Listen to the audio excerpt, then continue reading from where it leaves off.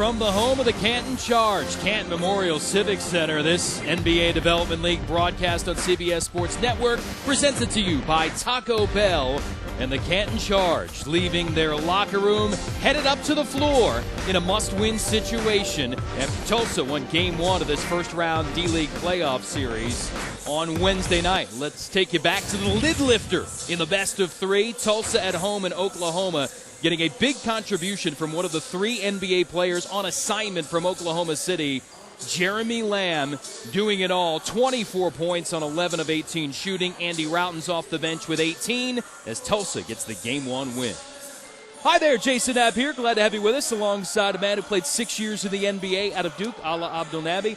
And Ala, this game for Tulsa, they can close it out tonight. Canton's got to survive. What's the feelings as a player going into an elimination game? Well, you touched on it. If you're Canton, you're playing for nothing less than your survival right now. All's out on the line. I expect 48 minutes of all-out play. But, again, you're not saving anything because tomorrow is not guaranteed for you. You have to put your best foot forward. I expect Canton at home to start off playing well. Well, just like it has been throughout the 50-game regular season in the NBA D-League, it's about winning games but also getting noticed to get called up to the next level. But look at some of the top prospects for these two teams. Agaudio's a great outside shooter, but Arinze Onuaku out of Syracuse, 17th ranked prospect currently, according to the folks at NBADleague.com.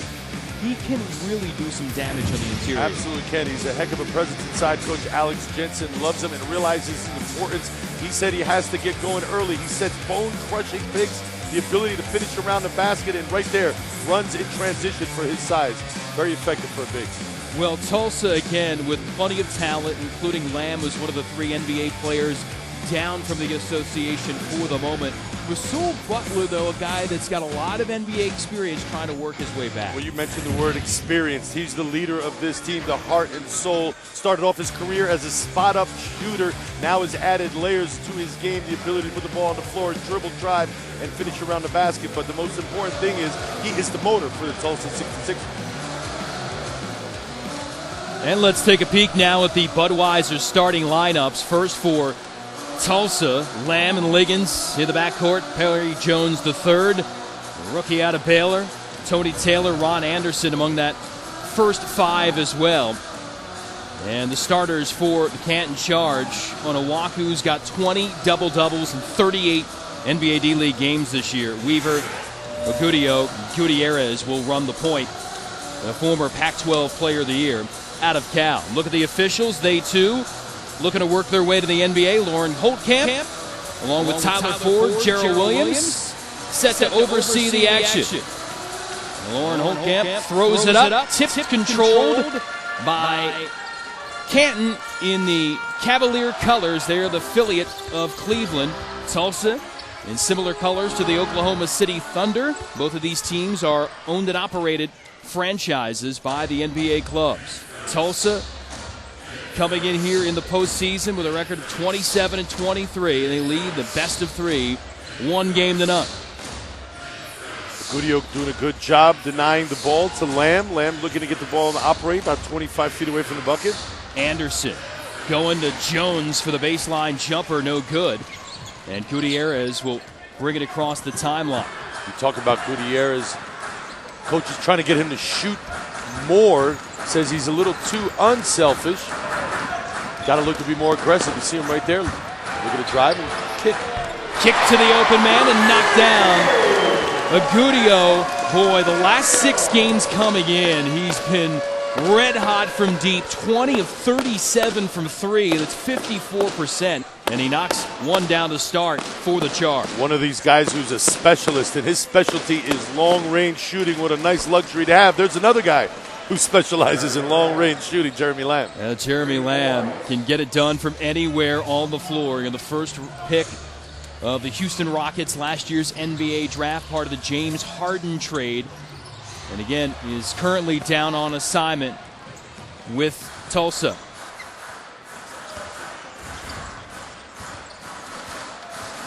Back down, Anderson, no good.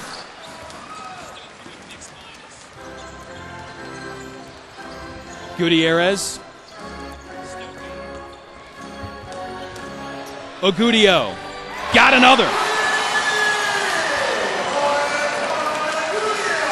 Now, the man who grew up at a Walt Whitman High School, Huntington Station, New York, played at Hofstra, and he is getting it going. At 17 in game number 1, he's got all 6 to start it off for Canton. Well, you mentioned the hot hand coming into this game. You give his credit to his teammates for looking for the hot hand and recognizing that off the bat to start this game, he's rolling.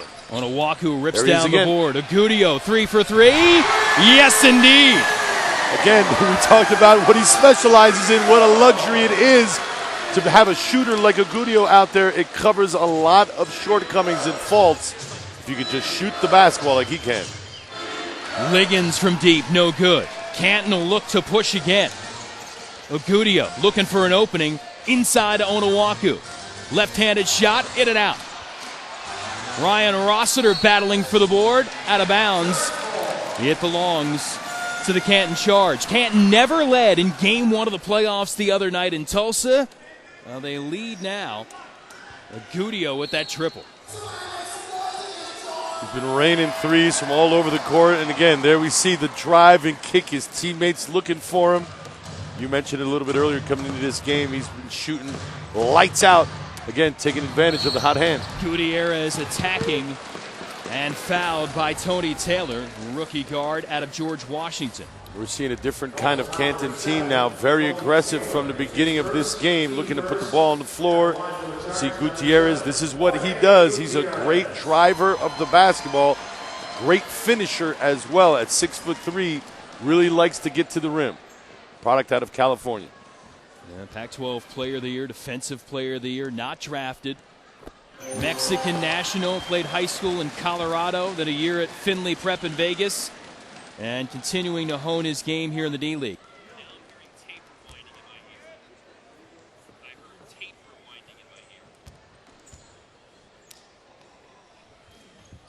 And Gutierrez bags them both. Good start for the Charge right now, up 8. And we mentioned they never led in game number 1. Tulsa up by as many as 16 in the first quarter. They forced 7 Canton turnovers in that game, led to 12 points off the turnovers, and they never look back, but on the road, struggling to get going. This 8-0 Canton run. Taylor from the outside with another 3 ball. Great hustle by DeAndre Liggins to secure that offensive rebound, get his team another possession. Able to move the ball around and find Taylor for the long-range jumper. Well, it's 11-6, and we haven't had a 2-point field goal yet. 5 threes between the teams and the 2 free throws. And still waiting for them as the attack is there in the paint for Canton. Foul on Gutierrez. Check that. Foul is on Taylor, and that's his second right away. And we see Taylor knocking down that long-range shot. Him having 2 right now poses a problem.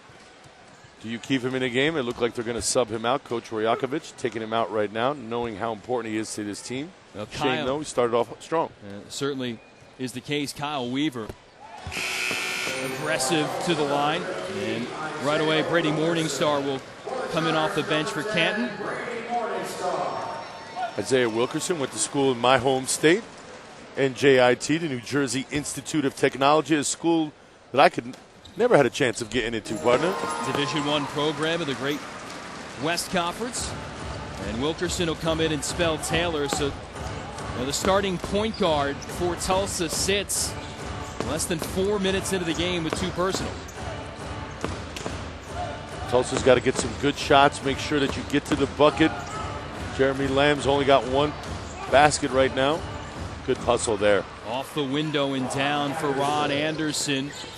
First 2 years at Kansas State, last 2 years at USF, averaging about 6 points, 5 rebounds per game. Well, last year, actually, in the first 4 in Dayton, the Cal Bears were there and South Florida were there, so I did get a chance to see Gutierrez and Ron Anderson up close and personal. Ron Anderson is one of these guys, especially in college, likes to overpower people because he was so strong. In this level, may not work as much. He's got to look to add other things to his game, a little short-range jump shot, as well as his post game. Foul is on Perry Jones III. Third team foul here on Tulsa in the quarter, and Onuaku at the line. We talked about his rebounding, his efforts. One thing that needs to improve on is the free throw shooting. 56% on the season, but certainly you look at his overall skill set, and the one thing we talked with head coach Alex Jensen, he's got it. NBA-ready body. He absolutely does. 6'9", 275. We mentioned it in the top of the program about how he sets bone-crushing picks. That's enough right there to get you in the league. If you can get your teammates open, especially perimeter players, and you defend and rebound and use that big body, that's enough to get you in the league. Onuaku's got some potential. Rossiter with the hustle play to keep it alive gets rewarded off the sick feed from Kyle Weaver. Loose balls. Loose balls can kill right now. Canton being the aggressor, diving for loose balls, playing a little bit harder right now than the Tulsa 66ers. Lamb on the drive. He's fouled as you look at Rossiter. Rossiter with the good finish after the good hustle by a lot of the perimeter players in Canton to secure that loose ball. Rossiter the beneficiary. And at the other end, Rossiter with the foul. First on Canton in the game. Rebound to Morningstar, the guard out of Kansas. Weaver played at Washington State. His NBA experience, 73 games with Oklahoma City and Utah in his career. Wilkerson off the bench, no good. Shots not falling for the 66ers right now. Good decision to get the ball inside. Lamb wide open in the middle of the lane. Better percentage, better result. They cut the lead to 5. And timeout taken here by Alex Jensen at Canton. Wants to stymie this run, if you will. Well, Jeremy Lamb looking on, helping Tulsa respond with a bucket on the interior. 6:41 left to go, opening quarter. Game 2 of the best of 3. Tulsa up 1-0. Must win for Canton. And Agudio with a trio of threes to lead the way for the Charge.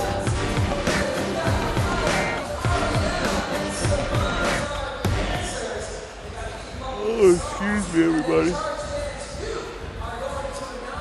This gray day has got me a little slow.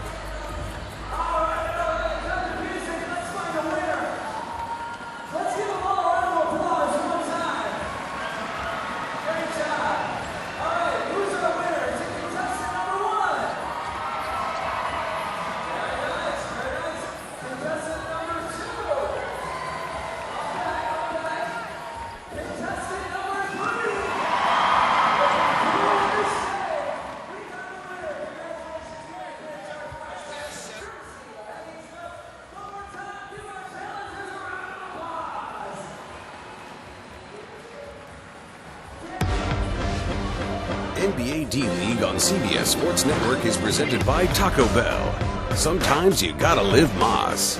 By SAP. SAP helps businesses run like never before. And by Boost Mobile. Be heard.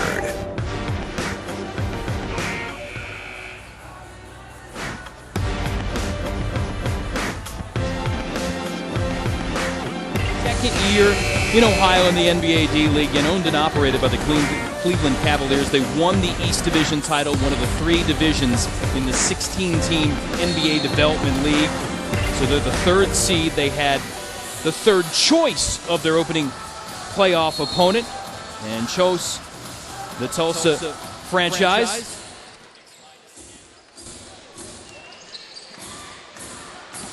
And right now, Tulsa trailing by 5 here opening quarter. Onuaku on the pick and roll. Talked about how good of a pick setter he is. Rossiter able to knock it down. Out of Siena, he's come on strong of late here down the stretch. Some near double-doubles towards the end of the regular season, working into the starting unit and been effective. Now turnover, Weaver. Telegraph pass there by DeAndre Liggins. But he can't make Tulsa pay. Liggins able to get back and do enough to get in the way.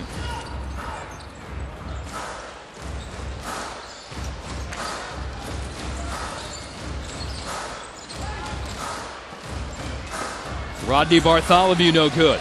Rebound down to Onuaku. Ogudio keeps it alive at the baseline, and that's touched out by Tulsa.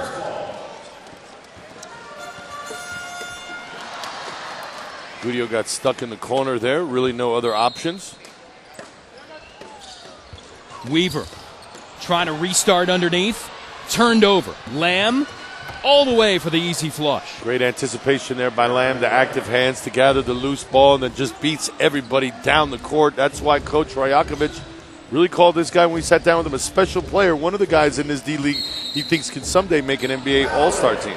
They'll get Onuaku for the walk. Most certainly Lamb burst onto the scene his first year at UConn, helping the Huskies to the national title, and you see him just breaking away for the pack for the easy flush. 6'7", 6'8", what a gifted athletic specimen to have that kind of build in a shooter.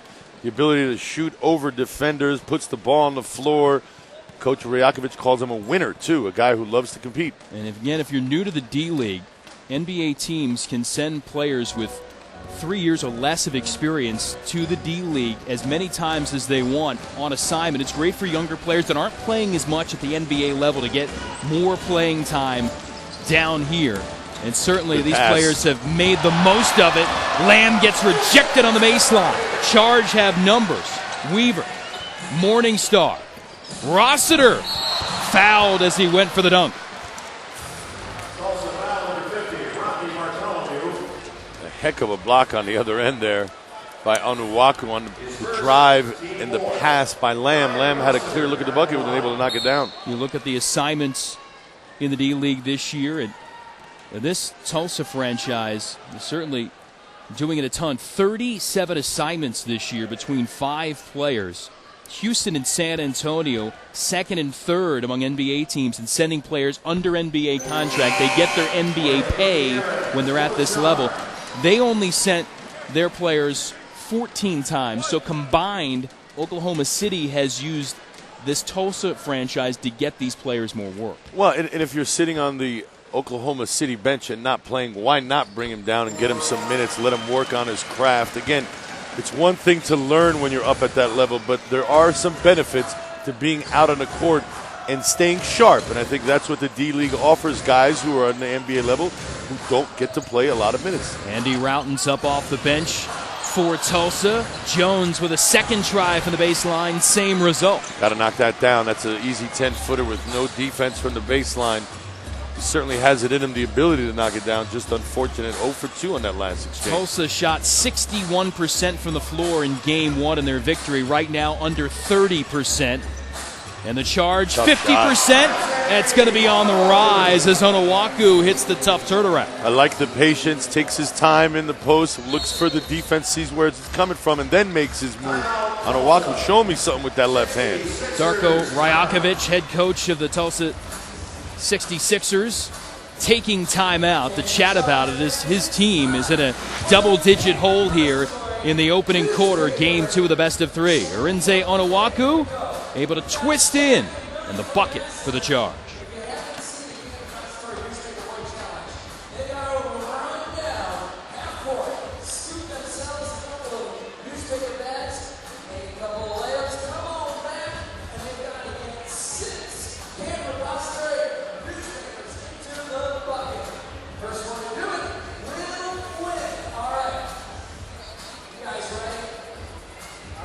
What do you want to do?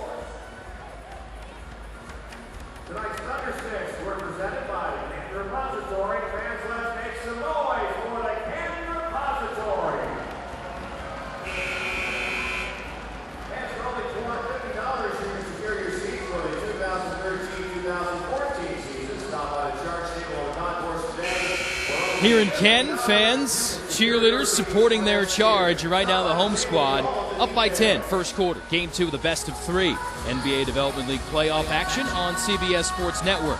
Jason Knapp here with Ala Abdelnaby and our CBS Sports Network crew. Tulsa 66ers having a good year, making the playoffs for the third time the past 4 years. They lost in the finals in 2010 to RGV, Rio Grande Valley. They fell in the semis in 2011. 3 players again on NBA assignment. A lot of rookies on this team and getting help from some of those veterans and some of the NBA guys that are here to continue to work on their skills as well. That's touched out. It'll remain Tulsa basketball. As you look at some of the stats from the first quarter, again, the field goal percentage, Canton getting better shots. Clearly, how much is Tony Taylor with the 2 fouls, the starting point guard for Tulsa, affecting the offense here? Well, anytime you lose your point guard, your offense is going to be affected. But a point guard who can knock down shots, and we saw Taylor knock one down to begin the game, you're certainly going to miss him when he has to go sit on the bench.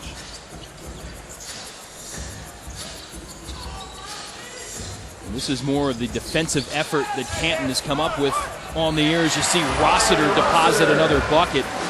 Canton had the #1 scoring defense in the D-League, allowing foes only 96 per game, and then Tulsa torched them for 118 in game 1. Certainly as a point of emphasis for head coach Alec Jensen coming into this second game. Well, it looks like they've heeded his warnings and playing much more aggressive from the start. Off to a good start here, doubling the score, 24-12. It's going to be a good sign for Coach Jensen and the home team. Gutierrez got the rebound as well. They lead 12-5 now in the board category, too. Rossiter, wicked skip pass. Morningstar able to rattle it down. Just like they drew it up. You can tell, obviously, that was an intentional pass across court. Good spot up by Morningstar. Even better find by Rossiter. Right now, active hands are leading to easy buckets. Morningstar hanging. Agudio. Fans here wanted it big time. Look at the ball movement. Rossiter using his body to shield off the defenders and score. Does a really good job of evading the defenders down low. Not a great athlete, but has a good head on his shoulders. Uses his smarts to get the ball up quickly off the glass. Agudio reading the pass. Steal. Gutierrez. Lefty layup. The surge for the charge continues. Coach Rajakovic has got to be wondering how and when he's going to bring Taylor back in the game. It seems like ever since he went to the bench, things have fallen apart offensively. Drive and the bucket for Rasul Butler. You're struggling, you go to your veteran leader, and Butler delivers. That's why he's the heart and soul of this team, realizing that right now his team is struggling a little bit on the offensive end. Takes it to the rim and gets the high percentage shot. Gutierrez had trouble with the handle, finally coughed it up. Loose ball gathered by that man, Rasul Butler. It's a 4th turnover on Canton. Long range from Liggins, and it's not there. Perhaps a little ill-advised, that shot, too quick. Want to string together good possessions on the offensive end. Nice pass. Oh, you got to finish. Routes give and go with Butler and can't get it down. Kind of typical of how things are going for Tulsa thus far in the game. Getting some decent looks, just unable to convert. That was a gimme. They'll probably regret that a little bit later if this is a close game. Rossiter again, really finding some space on the inside, and the foul will be on Bartholomew. Canton getting a little bit from everybody right now. Good ball movement right there. Great pass by Rossiter across the court to spotting up Brady Morningstar, and then it's Rossiter getting the ball inside. Good pump fake using his body and his width to get that shot off. Now Rossiter at the line. From Staten Island in New York. Brother played at Davidson. He is Siena's career rebounding leader, is Ryan Rossiter. Well, the D-League playoffs underway. You can watch first-round games live and on demand all week long on NBADleague.com, powered by YouTube. And again, 8 of the 16 teams in the NBA Development League making the postseason. 4 best-of-3 series in round number 1. The other night we had the chance to see Fort Wayne and Santa Cruz, and some of the great talents in this league. Chance to see them as they work on their skills. Tony Mitchell, phenomenal for Fort Wayne with 40 points. He's just one of those guys that knows how to put the ball in a bucket, a born scorer. We've seen him play throughout the course of this season, and it seems like he's adding a few things to his game, but bottom line is Mitchell can fill it up. And then Jeremy Tyler, a guy who has NBA experience the last couple of seasons, currently on a D-League contract with Santa Cruz. He really turned up the wick in the fourth quarter, ended up with 34 as Santa Cruz grabbed the first game in that series, headed back to California to wrap it up this weekend. Canton, 15 points in the last 8 possessions. Tulsa trying to get something going, and they'll go to Rodney Bartholomew. Michael Eric picks up the personal foul, his first.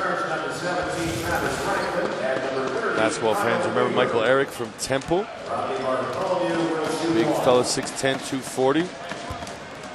Well, you know their theory of if you play well, they'll find you? How about Bartholomew? From Louisiana, went to Corning Community College in upstate New York. Great player there at the JUCO ranks. Finished up at Indiana Tech, NAIA All-American last year, getting a crack in the D-League. You see off the missed free throw, they kick it out. Butler able to drop in another bucket, final minute. Tulsa tried to get this down to a manageable deficit by the end of the quarter. Taylor back in the game, playing with 2 fouls. Let's keep an eye on him, how he closes out the period, but it's obviously very important to Coach Rajakovic that he's out on the floor. Yeah, Taylor leaving off for Routens. Lane to the bucket. And the drive by the man from Syracuse. And he'll have a couple of free throws coming up. Morningstar and Michael Eric on the weak side, slow to rotate. Routens taking the quick, easy route down the middle of the lane. Weaver got beat, forced a foul, his first personal. Andy Routens, second round pick of the Knicks in the 2010 NBA draft. Don't see him miss too many free throws. Not the case in the neighborhood of 80% from the line. Spent his rookie year with the Knicks. Played in Spain last year, was in training camp with Oklahoma City this season. Ended up with Tulsa, and he lit the league on fire. New D-League record for three-pointers made in the season. 152 in 48 games. That's a lot of threes. That's 3+ triples per game. And even though Tulsa has this deficit with a shooter like that, and they're the #1 3-point shooting team of the D-League, they can make a run. Gutierrez working it against the shot clock all the way. Only thing that didn't happen is the ball going through. Got Butler on the wing there. Butler with a big bucket right before time expires here in the opening quarter. And Tulsa doing what it could, on the verge of getting blown out into the streets of Canton here in the opening quarter. They respond. 11-point game, though. The advantage to the Canton Charge after one quarter. You're watching NBA D-League coverage on CBS Sports Network, and it's brought to you by Taco Bell.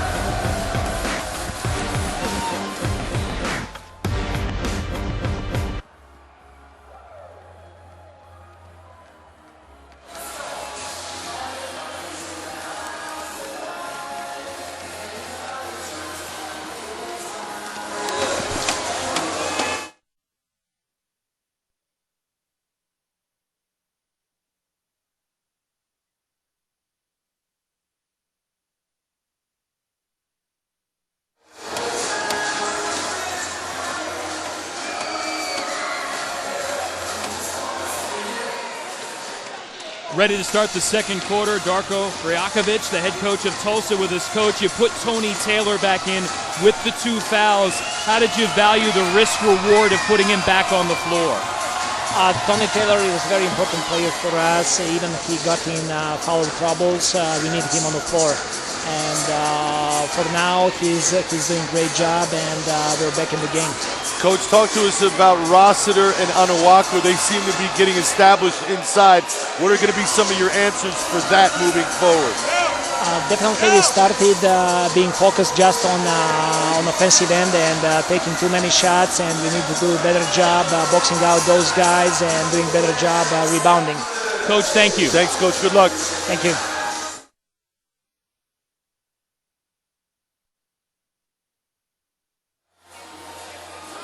can't.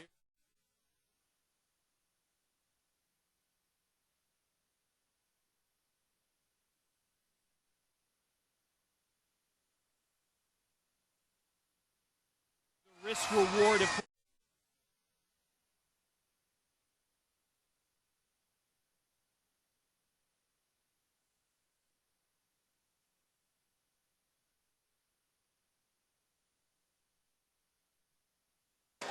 ready to start the second quarter. Darko Rajakovic, the head coach of Tulsa, with his coach. You put Tony Taylor back in with the 2 fouls. How did you value the risk reward of putting him back on the floor? Tony Taylor is a very important player for us. Even if he got in foul troubles, we need him on the floor. And for now, he's doing a great job, and we're back in the game. Coach, talk to us about Rossiter and Anawaku. They seem to be getting established inside. What are going to be some of your answers for that moving forward? Definitely we started being focused just on offensive end and taking too many shots, and we need to do a better job boxing out those guys and doing a better job rebounding. Coach, thank you. Thanks, Coach. Good luck. Thank you. Well, the thoughts of the head coach of Tulsa from Serbia. He's the first D-League head coach ever to be born outside of North America. We've seen the international flavor certainly affect the NBA in the last couple of decades, maybe now at the coaching ranks as well. Well, we talked about basketball is getting bigger and the world is getting smaller, but he comes from a country, Serbia, part of former Yugoslavia, one of the few countries, Jason, in Europe where basketball is number one. So he comes from a lineage. They have a tradition there. Of course, you remember the old Yugoslavian Olympic teams with one of my former teammates, the late, great Drazen Petrovic. But again, they do have a history, and in that long line of basketball coaches is Darko Rajakovic. Routens with the offensive rebound. Trying to pass it back towards the paint. Gutierrez laying out. Morningstar and one. Great hustle. That play was brought to you by the hustle of Jorge Gutierrez. What a great effort, putting, like you said, all out on the line, diving for the loose ball, leading to an easy Brady Morningstar bucket in transition. I don't know if he'll get credit for it, but Gutierrez, top 10 of the D-League in steals, and able to push it forward for Morningstar. Well, basketball fans, if you remember him from his days at California playing for the Bears, he's got a heck of a motor, goes all day long, loves to compete, and isn't afraid of putting it out on the line on the defensive end of the floor, as we saw in that last exchange. And you saw a technical foul taken by Gutierrez. It was on Darko Rajakovic. You may be questioning that call and that scrum towards the middle of the floor. Either way, the free throw added for Canton.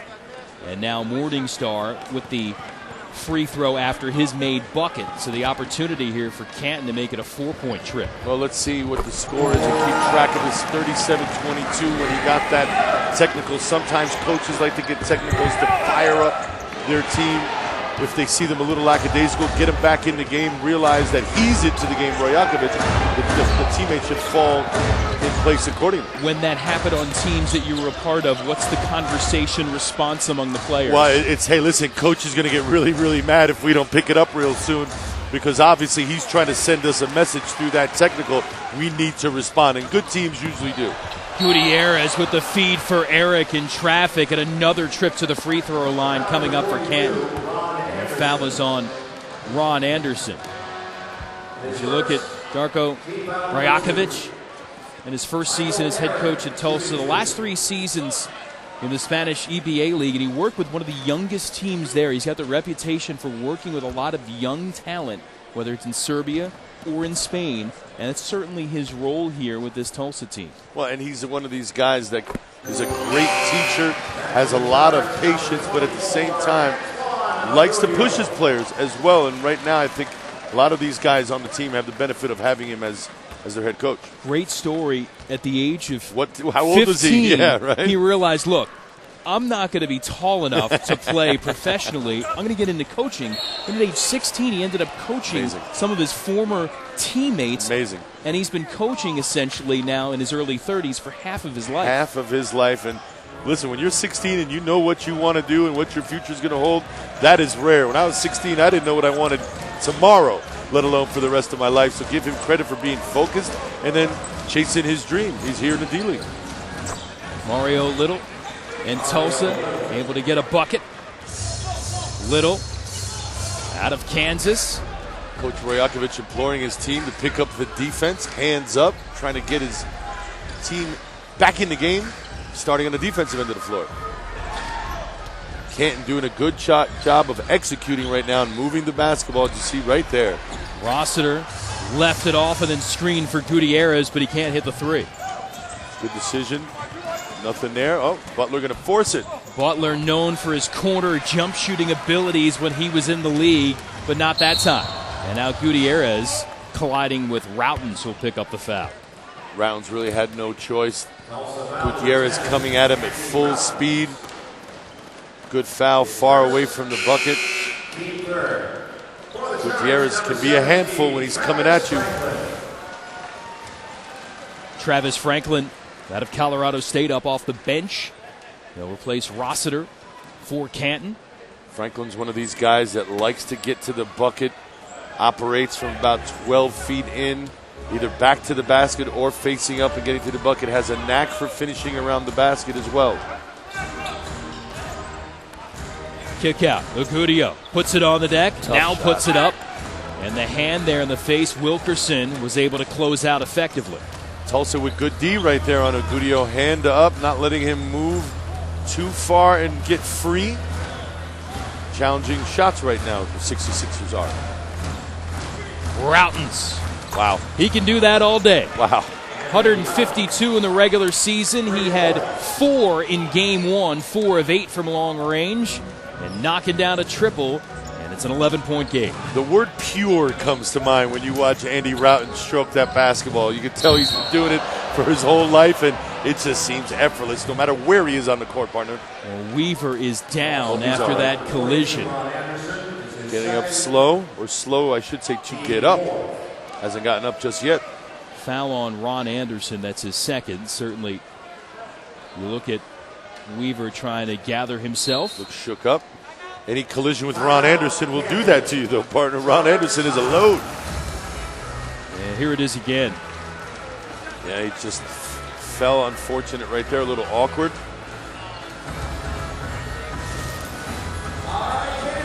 Well, Weaver is up.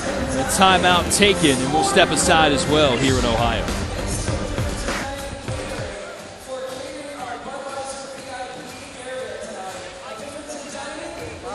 Six points.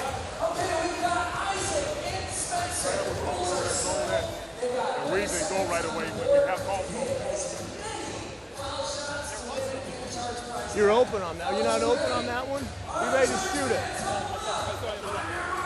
Hey,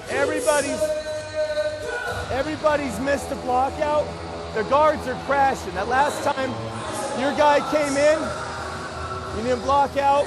You get the block. If their guards are crashing and we get the rebound, we'll be able to run. But everybody's got to take a step towards their man and block out. We've given up 6 points, and maybe not Lamb, but Routens for sure. You got to go over the top. Got to go over the top, and the big will protect.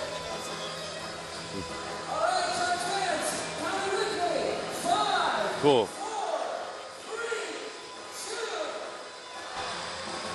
No.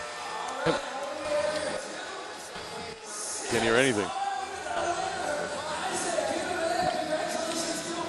The video looks good.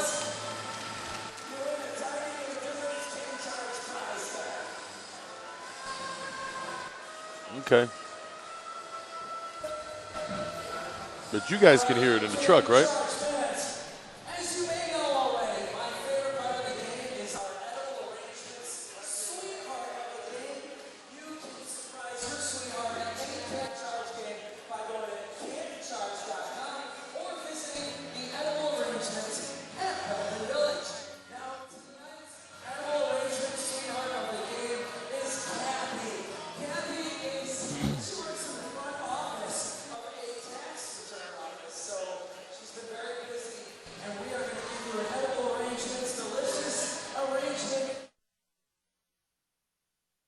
Game 2, best of 3, first round NBA Development League playoff series. Canton looking to even it up against Tulsa. Alex Jensen, the head coach of his charge, wired for sound. Let's listen in to him in the huddle. Everybody's missed the block out. The guards are crashed. Last time your guy came in, and you block out. You get the block. If their guards are crashing, and you get the rebound, you'll be able to run. But everybody's trying to take a step towards their man and block out. We've given up 6 points, and maybe not Lamb, but Routen's for sure. You got to go over Well, the Alex top. Jensen working in there. You'd hear him talking about blocking out, and if you're a disciple of the late, great Rick Majerus, you're talking about being a little physical inside. Put some wood on people. That's his style of play. You mentioned the great Rick Majerus. They played physical basketball. We saw St. Louis this year after his passing continue on with that tradition. And he played for Coach Majerus at Utah in the late 90s. So you know he knows the game. And now he's in a position to pass on what he's learned from his coach onto his players. Assistant with Coach Majerus for a few years in St. Louis, and interesting today, Jim Cruz, who kind of stepped in after Alex Jensen took this head coaching job at Canton 2 years ago. Jim Cruz, St. Louis, a fine season in college ranks. Ward today announcing that he's getting the job for good, removing the interim tag after the year that they had. Now, Routen's no good from deep, and the fight for it. Little on the deck.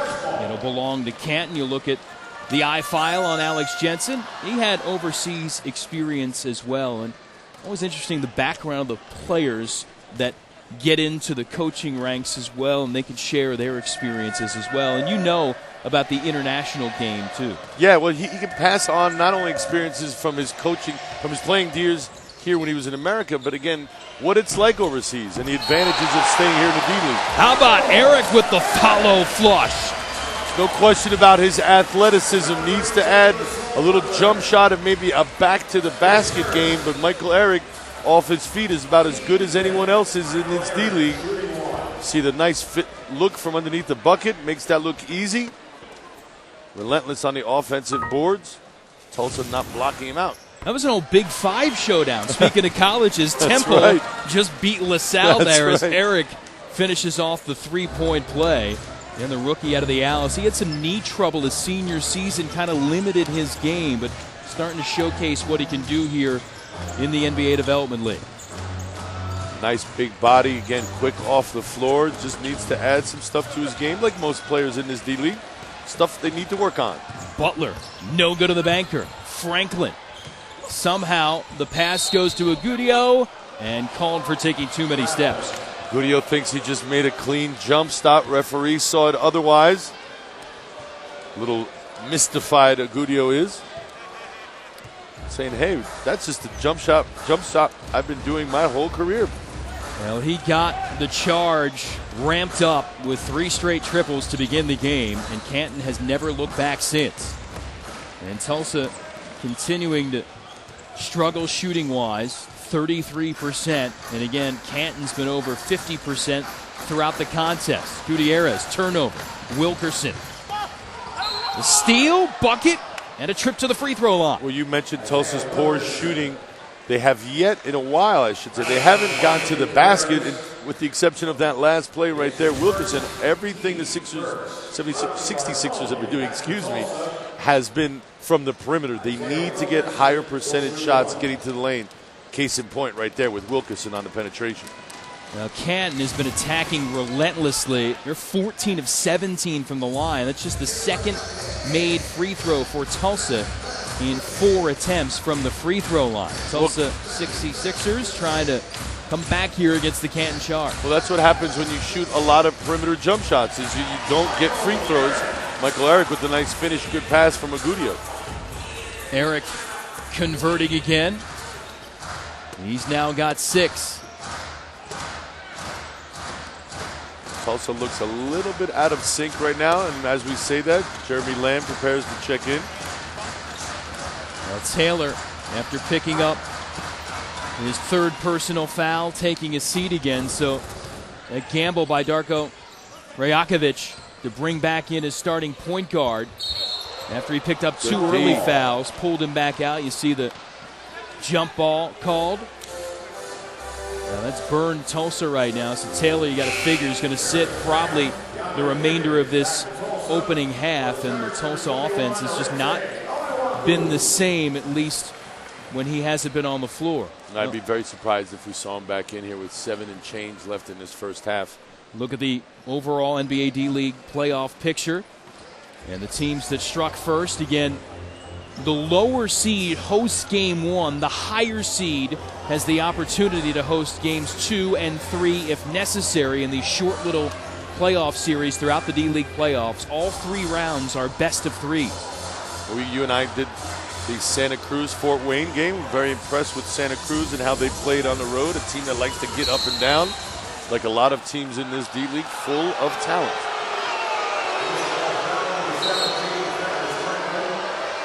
A loose ball foul there on Travis Franklin, his first, second of the quarter on Canton. And Franklin and the fans here at Canton didn't agree. The one surprise out of the playoff picture so far is Bakersfield, the number 1 seed. Even though they lost on the road at Austin, still the Jam were best record in the D-League throughout the year. They'll have to win both at home in California to advance. Well, we know Austin is the defending D-League champs. Canton try to do the same thing here at home. That'll belong to the Charge. 6:53 left to go. Morningstar will re-enter the game to give Gutierrez a breather. Gutierrez doing yeoman's work, as usual, playing at a high level with unlimited energy. Plays both ends of the floor. Loves getting to the basket. A well-deserved rest right now as Morningstar takes his place. See, Weaver had a little chuckle there. He kind of collided with a photographer, went around the way, but got back up. No good on the reverse by Franklin. Second chance, Onuaku stays out. Tulsa basketball. Canton doing a good job of getting the ball inside, just unable to finish right now. Onuaku with a gimme, unable to convert. 8 turnovers on Canton. Really the only thing you can look at on the downside for the Charge here so far in the opening half. Only 4 giveaways to this point for Tulsa. Wilkerson to the paint. Tough shot. And trying to get it done against Onuaku. Tall order. Tulsa will keep it 5 left to shoot. You look at the NBA D-League playoff games coming up tomorrow. A couple of key game 2s in the series. Liggins got it into himself, but Weaver with a rebound. Got a small on you. You got to elevate and go up over him and make sure you finish. That time, Liggins not finishing the play. And now Canton has fallen out of sync on the offensive end. If you're Tulsa, you've got to take advantage of this little spell that Canton finds themselves in. Unable to convert right now. You've got to be aggressive and be smart. Make sure you get good shots. That fadeaway is unstoppable, partner. We watched him earlier working on that and shoot around today. There's no defense for that. A fadeaway from 25 feet away, and you're 6'8" like Lamb is. Tough to defend. Here's a look at the NBA Development League playoff action again. We'll give you a longer look here at the games coming up. Maine, which gave Rio Grande Valley a scare.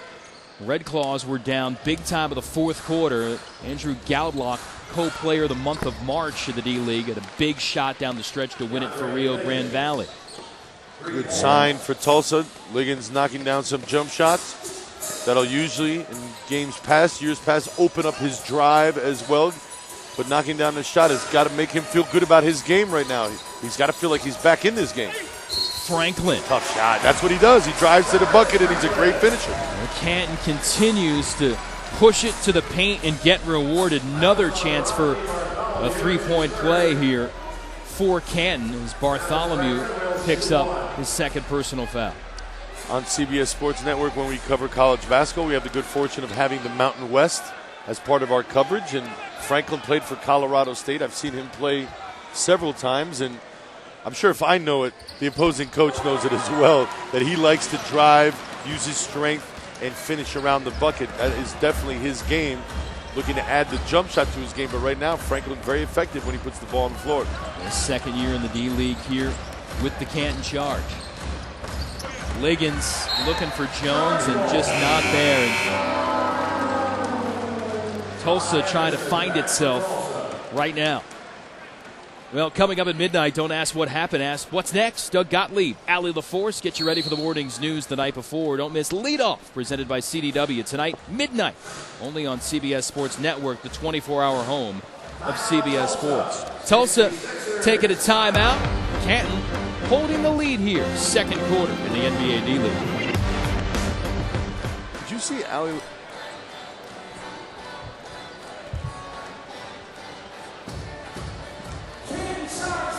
Probably still on.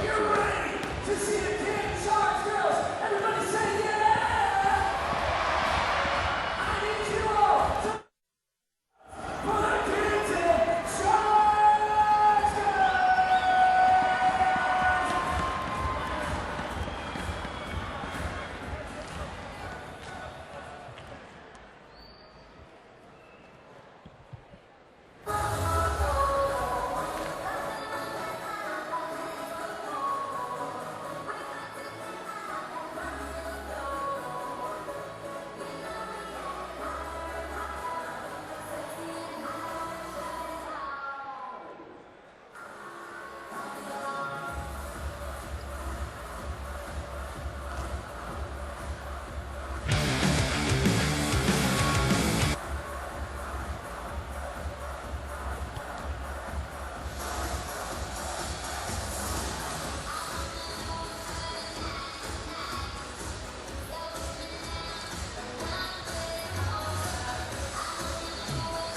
We on camera?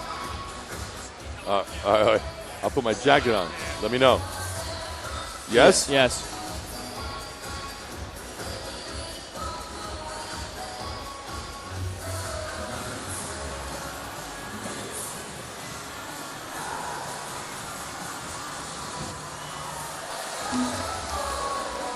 No problem, man. Do your thing, dude. No worries.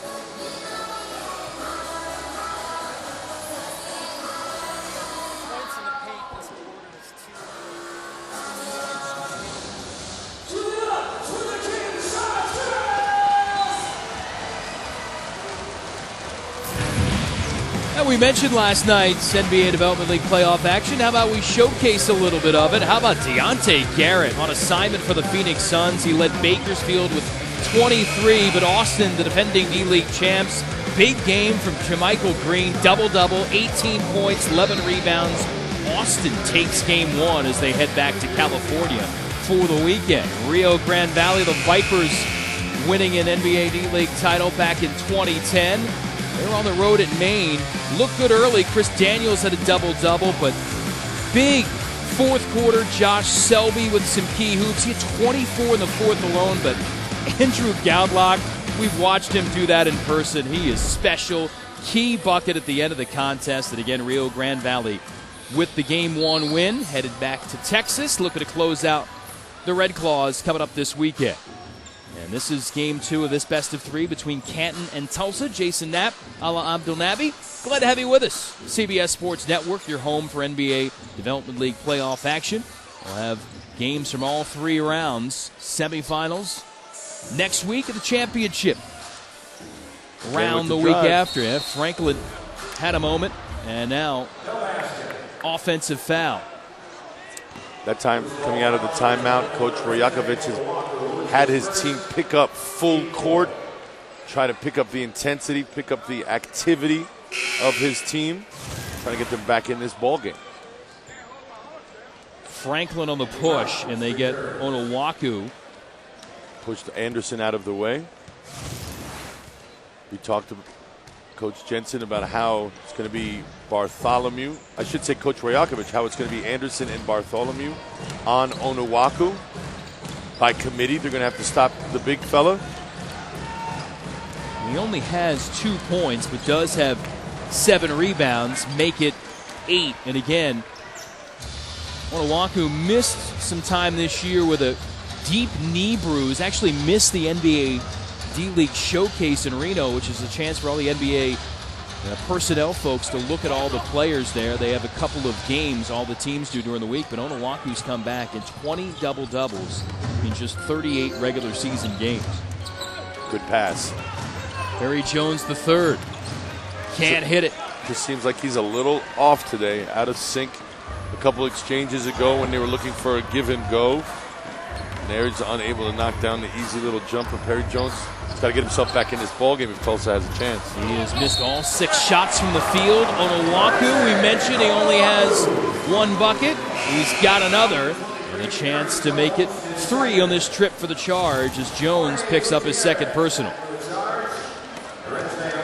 Nice move by Onuaku. Soft touch with the left hand. Really no answer for him today. He's kind of had his way inside. See whether or not he can convert these free throws. Well, we always talk to coaches about what do they need to do to get to the next level. And Alex Jensen, it was interesting what he said about Onuaku.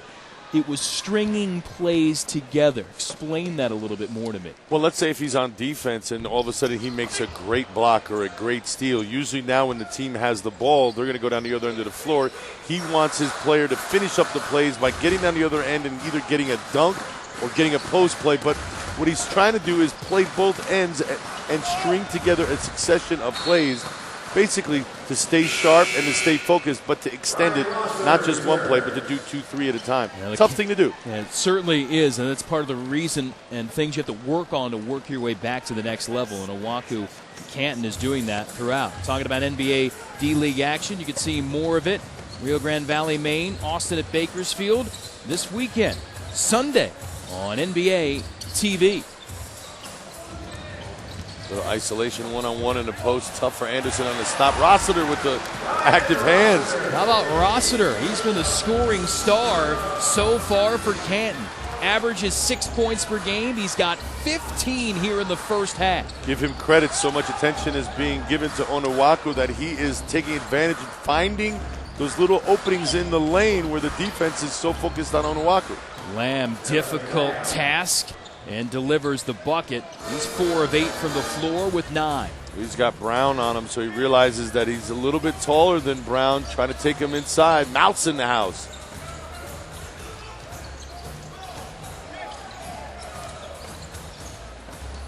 Canton being very patient right now.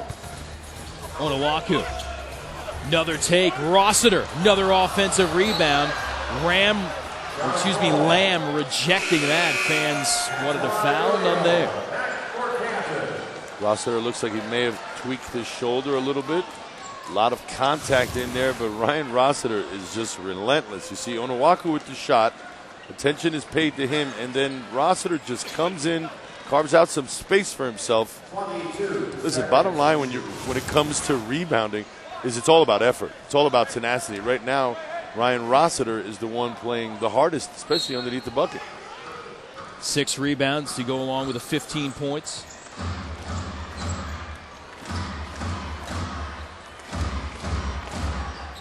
Morningstar. Rossiter showing jumper, now drives, and he'll get back to the free throw line where he's made all 4 of his attempts to this point. Perry Jones not doing a good job, as we see him on our screen right there, not doing a good job on Rossiter closing out on him. Rossiter with a good pump fake, solid fundamentals, able to go by Perry Jones. Let's take a look at this again. There's the pump fake, and he just takes it straight to the basket. Tulsa having no real choice but to foul the driver. Rossiter at the line. That's the second starter now with 3 fouls here in the opening half for Tulsa. Perry Jones will check out, and Butler back on the floor. 13 fouls here already in the opening half on the 66ers. Can't be pleased if your coach Rajakovic shows a lack of discipline. Take a look at the free throws. The 21-4 in favor of the home team. The home team being the aggressors, putting the ball on the floor, getting offensive rebounds, second chance buckets, doing all the little things right now. Tulsa a little bit out of sorts. What can Tulsa do to respond? Butler working on Rossiter. Veteran against youngster, and the vet can't make it go. Tough shots by 66ers, especially on that last exchange. Canton doing a very good job of contesting jump shooters, drives to the bucket. Right now, I can't remember the last time Tulsa scored in the lane, partner. A lot of their buckets have been from outside. Well, the points in the paint piling up for Canton. How about a 14-4 edge in this quarter alone? And Rossiter delivering a lot of them. Give him 18 now. Liggins, Routen's trying to kick it back out. 2-on-1. Gutierrez. Oh, you don't see him miss too many drives to the bucket. That's his bread and butter. He knows he missed an opportunity there. Coach is saying you got to have more chances to attack a little, score a little more. Can't miss too many of those. Under 90 left to go here before halftime. And just 2 points for Tulsa in almost a 5-minute stretch. Drought continuing. Good rebound by Anderson. Up, under, and in. There's the inside bucket that Tulsa needs in the worst way. Have not been very effective in the lane. Getting in there, but just not being able to knock down and convert the shots. That's credit to the Charge for a good interior D. Gutierrez, Onuaku, and another trip to the free throw line for Canton off the made bucket. And wow. Gutierrez's penetration is just carving up the 66ers right now. Not only is he penetrating to get his own shot, but you see on that last play, getting his big fella Onuaku involved as well. And Liggins with the late foul there. That's a scratch to a big guy like Onuaku. You've got to foul him a lot harder than that. And why not be smiling at the free throw line if you're Arinze Onuaku? Now Canton, with their efforts here on both ends of the floor, just kind of taking the juice out of this game a little bit. Even the crowd's kind of piped down a little bit. A lot of their work's getting done from the free throw line, and they are dominant right now with a 20-point edge. That's not his game. That's not Ron Anderson's game. Going to the bucket is his game. Fadeaways off his spins is not what he does well. Gutierrez taking a look from three. Even when they're running, it looks like Tulsa's not really running with a purpose. They're spotting up and they're spacing, but they don't really seem to be on the same page. 1-4 formation right now with Lamb up top. Lamb. Tough shot. Good defense, Weaver. Kick back out, Butler. Got it done before the shot clock, but no good. Weaver, the heave from half court. Canton, 57 points in the first half. And the number one scoring defense in the regular season in the NBA Development League, throwing a net over Tulsa in the first half, holding the 66ers to just 37 points. 57-37 the score, 20-point edge for Canton here at home in a must-win game 2 for the Charge. This NBA Development League game on CBS Sports Network is presented to you by Taco Bell.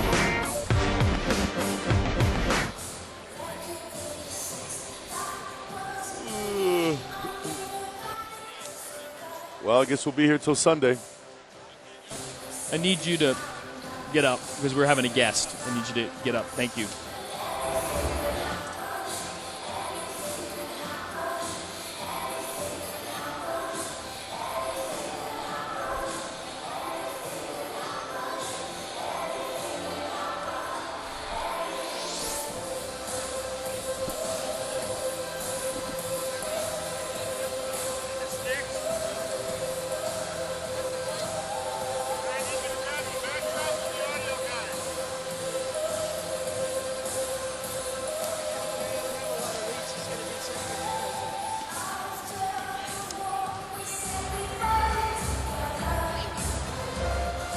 Dan, what's up, man? How you doing? Good to see you. What's up, Dan? How are you, pal?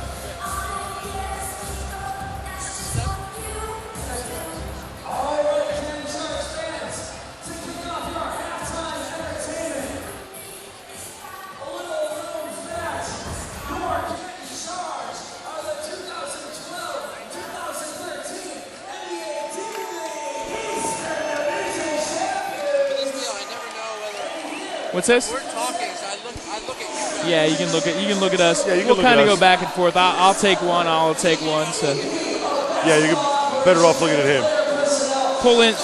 scoot in a little bit more. There you go. Keep coming. Just put this behind you here. Just put that right there under your arm. Perfect. Come in a little bit more too, Dan. That'll help us. Thanks. That'll take that stretch catch off there.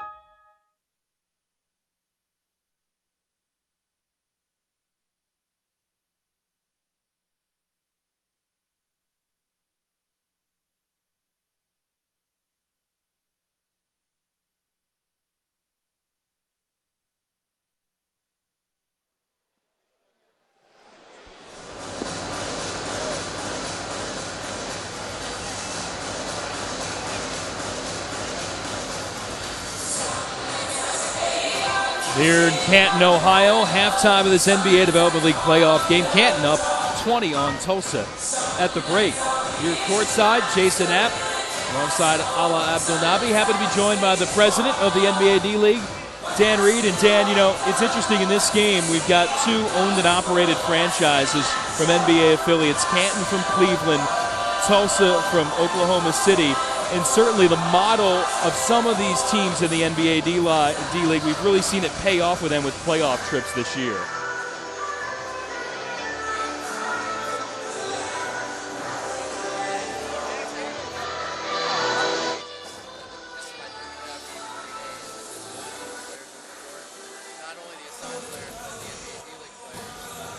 Now we're having some audio issues with Dan's mic here, so we'll just chat with him in a moment. We're going to step aside for a moment. We'll be back with Dan Reed of the NBA D-League coming up here from Canton.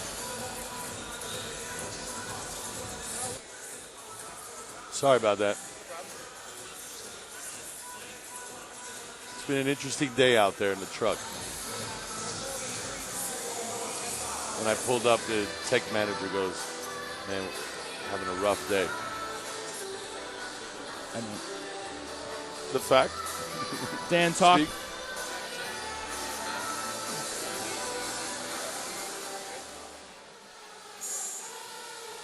That's fine, man. I got no problem with that.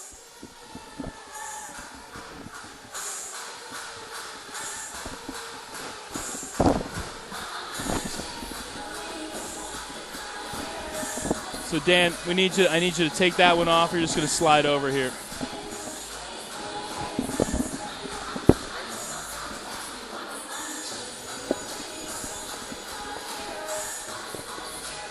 Yep. Hey, Joel. Yeah, 1, 2, 3, 4. He's 5, on 6, color 7, now, 8, okay? 9, 10. He's on the color. He's on the color headset. All right, great. Yeah, sure. Yeah, 1, 2, 3, 4, 5, 6, 7, 8, 9, 10. Great.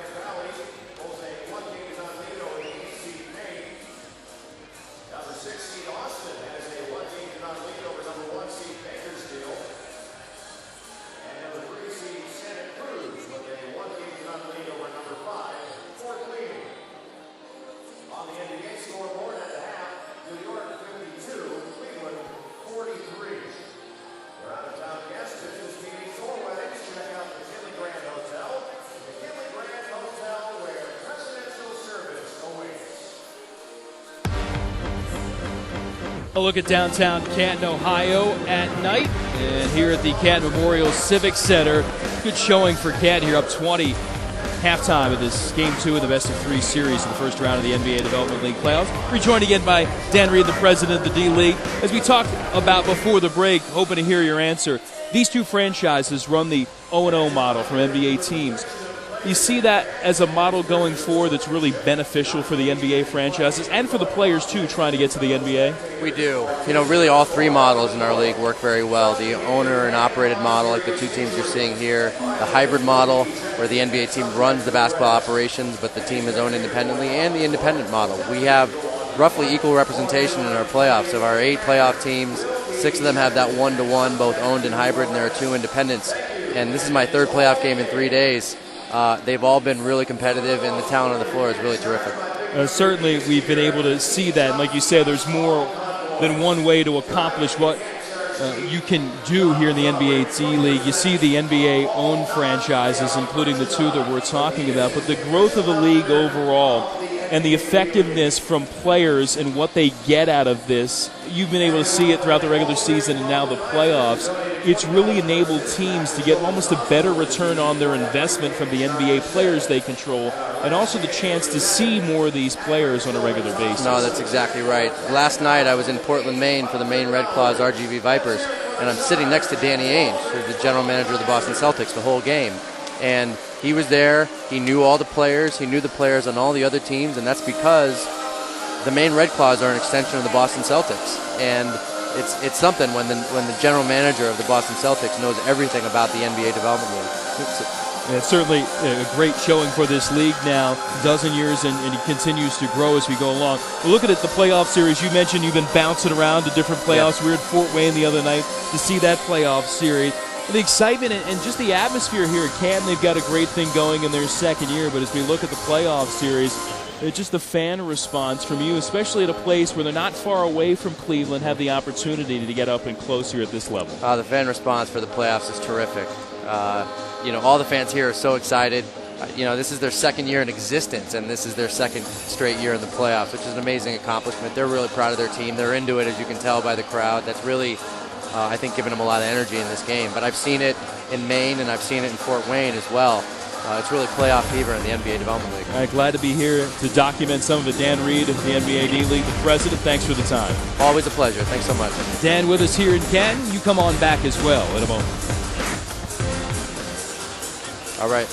Thanks, Joel.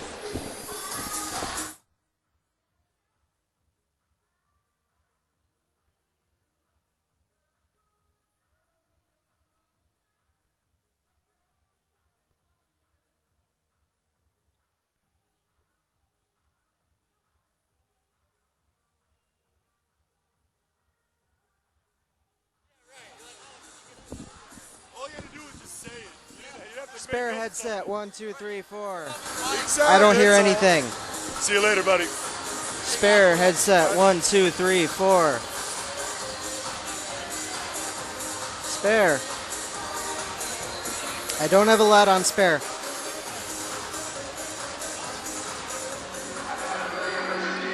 I'm talking on spare right now. 1, 2, 3, 4. Yeah, I got your interrupt. Barely, but it's okay. I can tell that I'm there. All right, how does it sound to you? Is it a nice volume? All right, no problem. Okay, sorry about that, guys. Works again.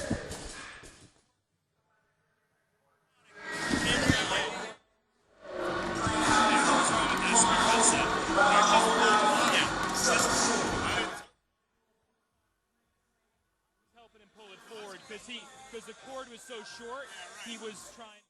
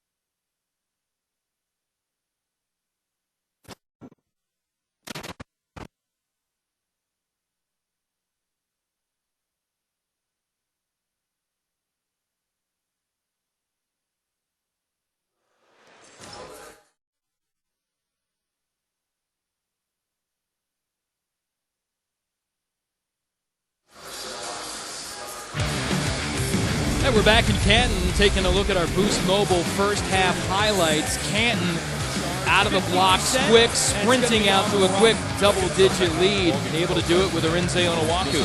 Onuaku established an inside presence. When we talked to Coach Jensen earlier today, he talked about how important it was for him, but what a pleasant surprise it is to have his front court mate, Ryan Rossiter, knocking down some shots. Played great in the first half, getting some second chance opportunities as we see right there, just making a living on the glass. Ryan Rossiter being very effective.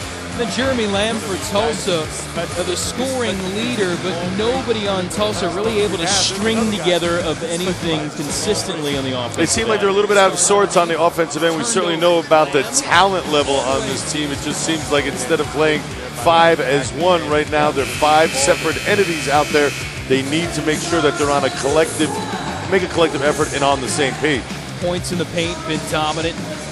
Good shooting from deep as well. As you look at the great numbers for Canton in the first half, and here courtside, it's an elimination game for Canton. Is the difference right now all about just wanting it more at this point? Well, certainly they're playing with their backs up against the wall, and they're playing well in that situation, handling the pressure right now. It seems like their coaches like to use the term sense of urgency.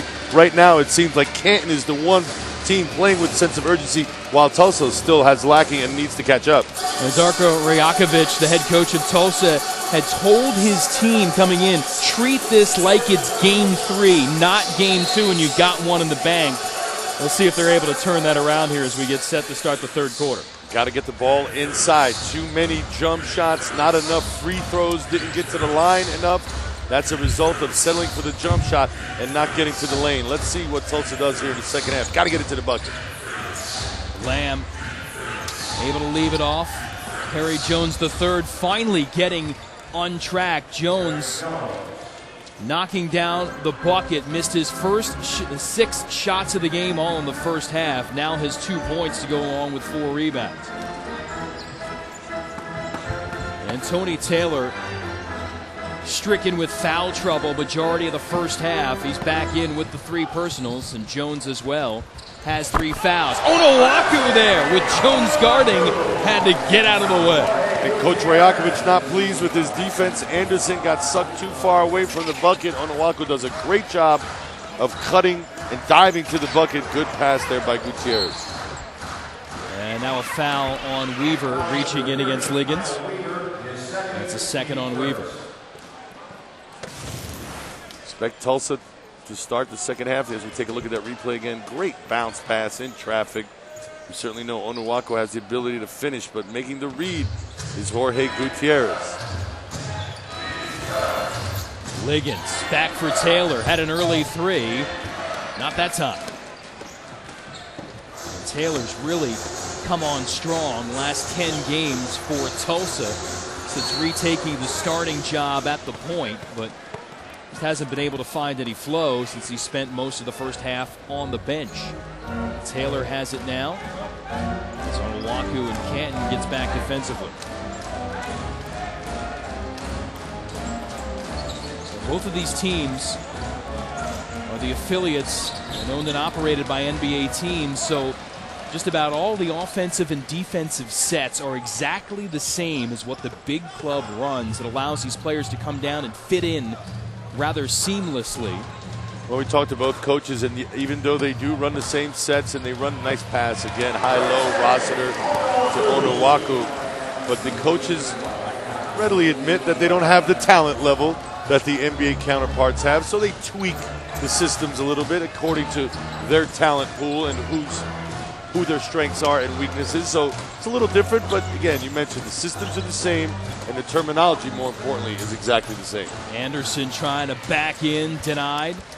One and done's for Tulsa now, partner. Onuaku able to hand it off Gutierrez. Ogudio stayed out, but look at the follow. It's Weaver front and center. Liggins just caught flat-footed on that last exchange. Got a block out. Did not block out. Give credit to Canton for making the hustle plays right now. Liggins knocking it down from 3. Gives up 2, but he gets you 3 back. Nice exchange there. But he certainly has the ability to knock down shots. It's just, again, needs to bring it on the defensive end of the floor. has the ability, has the physical skills, just got to make up his mind and play some D.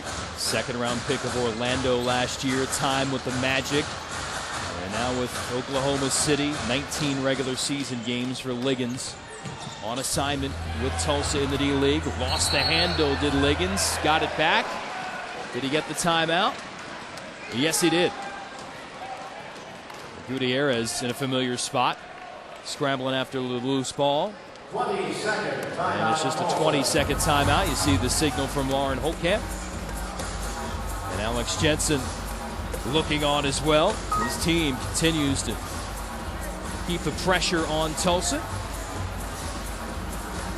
Well, here this week, it's a tradition unlike any other. Don't miss daily coverage of the Masters all week long with Masters on the Range. You can see it tomorrow, 11 a.m. Eastern, only on CBS Sports Network, the 24-hour home of CBS Sports. Right now, Canton Charge, not worried about club selection, it's shot selection. They've been pretty efficient, 48% shooting-wise, and racking up 63 points to this spot early in the third quarter.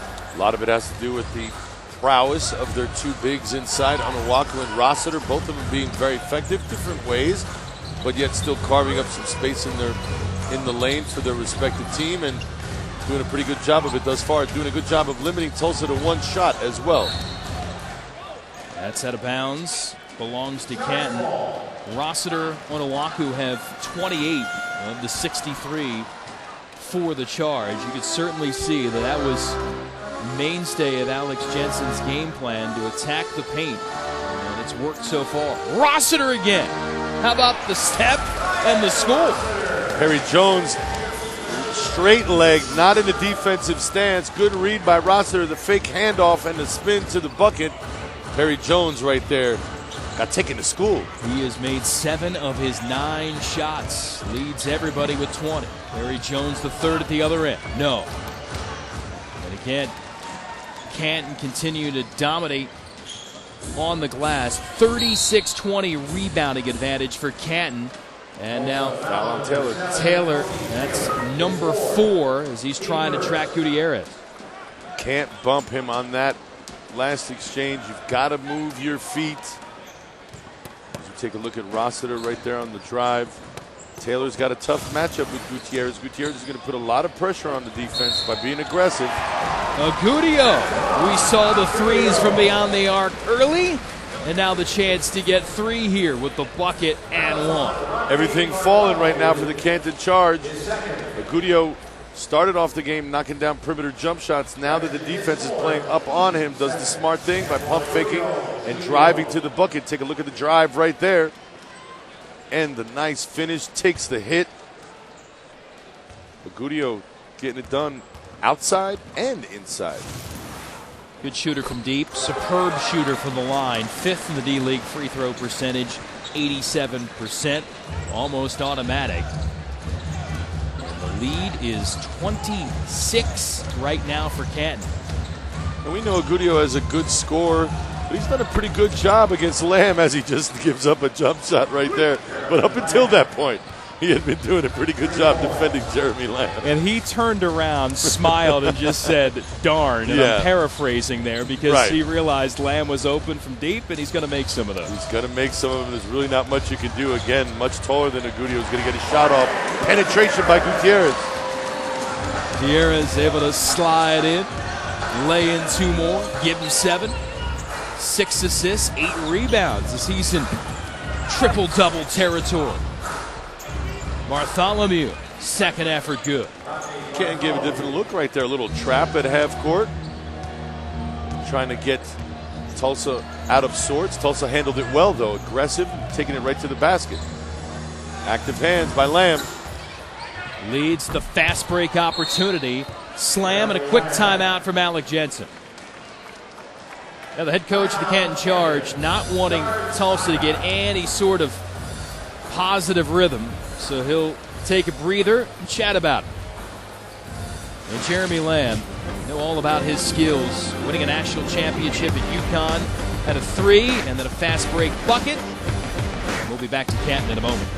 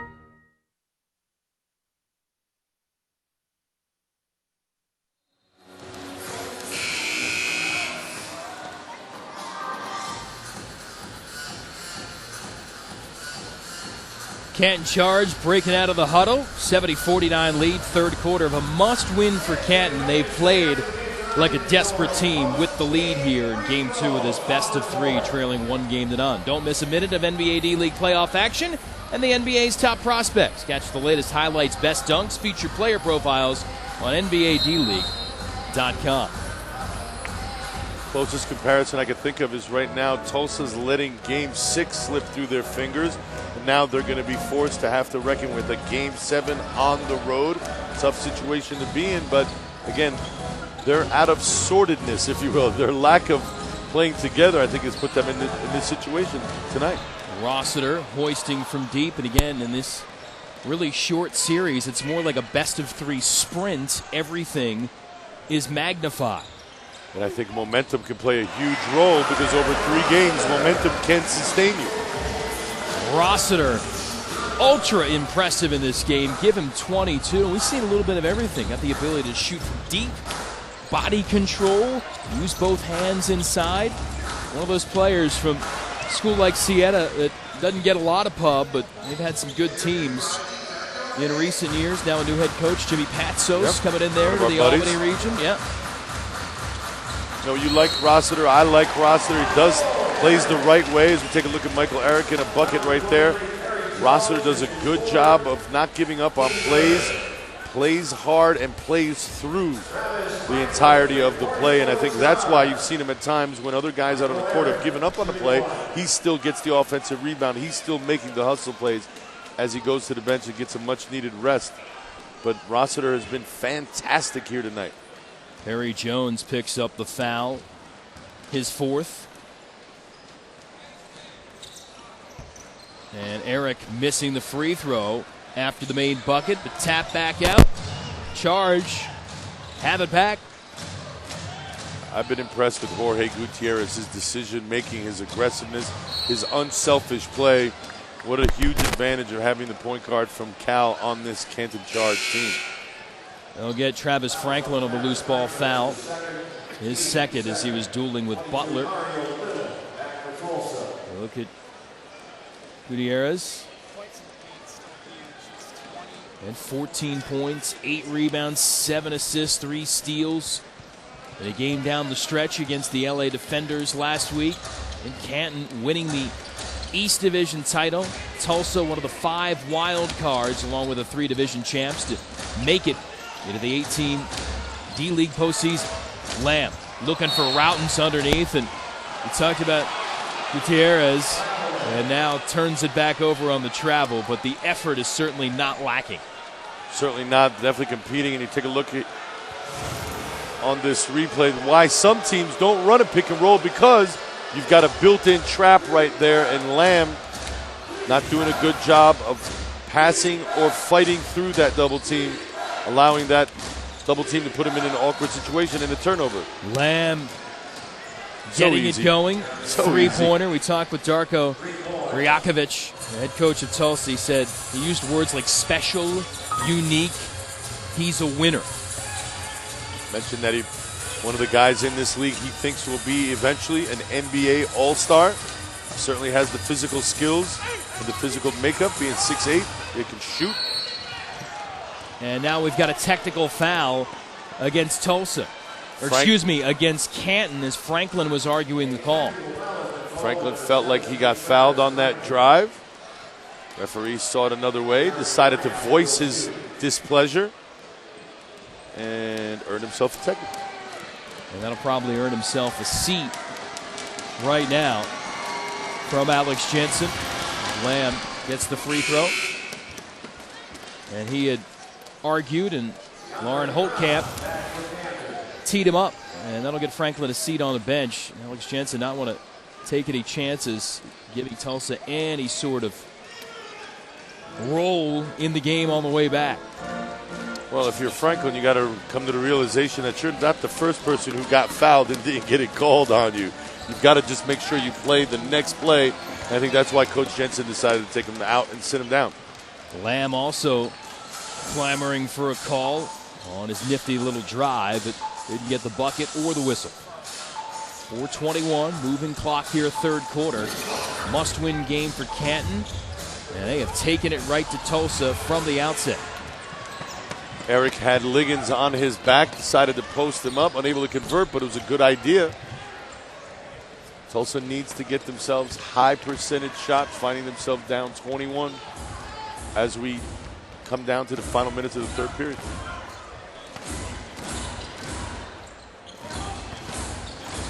Good pass, tough finish. And a trip to the free throw line coming up.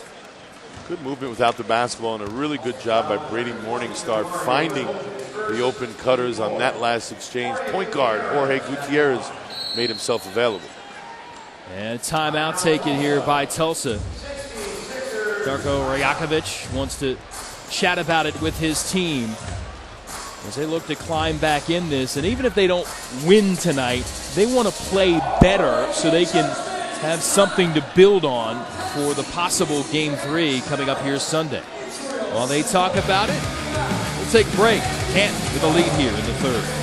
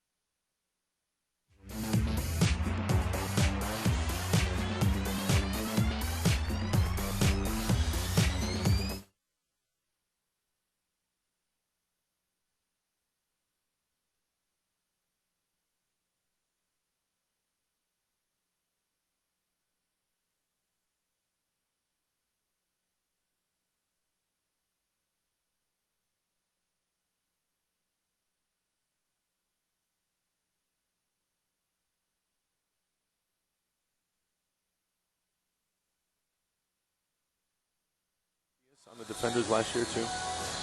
He wasn't. This is his first year only. And he's done. You know, he took the job at Northridge. Oh, he did. That's why you coach in the D-League.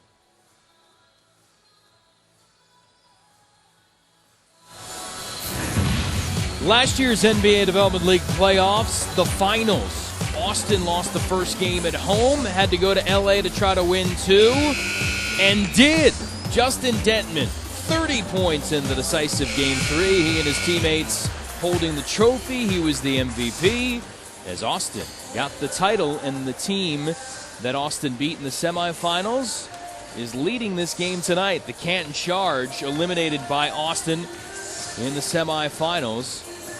Jorge Gutierrez, not a member of that team a year ago, the rookie out of Cal, but he's certainly trying to help Canton maybe make a push back to the semis and even further. You look at his I-file. Good career at Cal. Had some double-doubles in the points and assists category this year. Top 10 of the NBA D-League in steals. And again, a guy that you look at in this league is really something that can benefit him to be able to use that. And again, we've talked about it throughout the season. A lot of times you can go overseas, make maybe more money, but if you want to play in the NBA, this is the training ground. This is where you'll get noticed. Well, we've mentioned many times on our broadcast about guys' journeys, and a lot of it does include playing overseas. But you mentioned it, partner. When you go overseas, you're not out of sight, out of mind, but you certainly aren't going to get the exposure that you do here in the D-League. You go over there for the whole year, and basically throughout the course of that season, not a lot of coverage. But when you're here in the D-League, you will be exposed literally and figuratively in that there's a lot of affiliations, as we mentioned, with teams, and general managers come here to look for talent, knowing what their teams need on the next level. Michael Eric continuing to attack. You saw those numbers fly through at the bottom of your screen before. Rebounding, points in the paint, everything pointing to Canton, and they go inside to Eric again. Well, they've been just playing smarter basketball right now, taking their time, using the pieces that they have. With Gutierrez out there, that certainly helps. The fact that he's such a good decision maker, the floor general out there. But again, guys like Eric, guys like Rossiter, Onuaku, they've all been on point tonight, making sure that they establish a presence on the inside. And I think that's what's carried the day for the Canton Charge thus far. Antoine Agudio started off great from the perimeter, and certainly that is something I thought that helped spark this team earlier, but it's been all about their inside play. Eric struggling from the free throw line. Just 2 of 6 from the stripe tonight. Under 3 to go, quarter 3. Butler, Liggins. And it belongs to Canton. You can see on that rotation right there, Gutierrez thought about going to Liggins, but then went to the corner, almost daring Liggins to shoot that jump shot. Rather have Liggins shoot it than Routens in the corner. Liggins, 2 of 8 shooting tonight. Eric, twisting move, and again, after the knee issues last year at Temple, he looks fit, healthy, and active. He does, and he looks like he's being aggressive as well, trying to get to the bucket.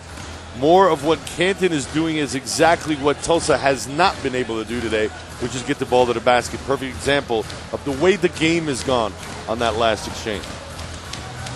Easy buckets for Canton, really, really difficult shots for Tulsa.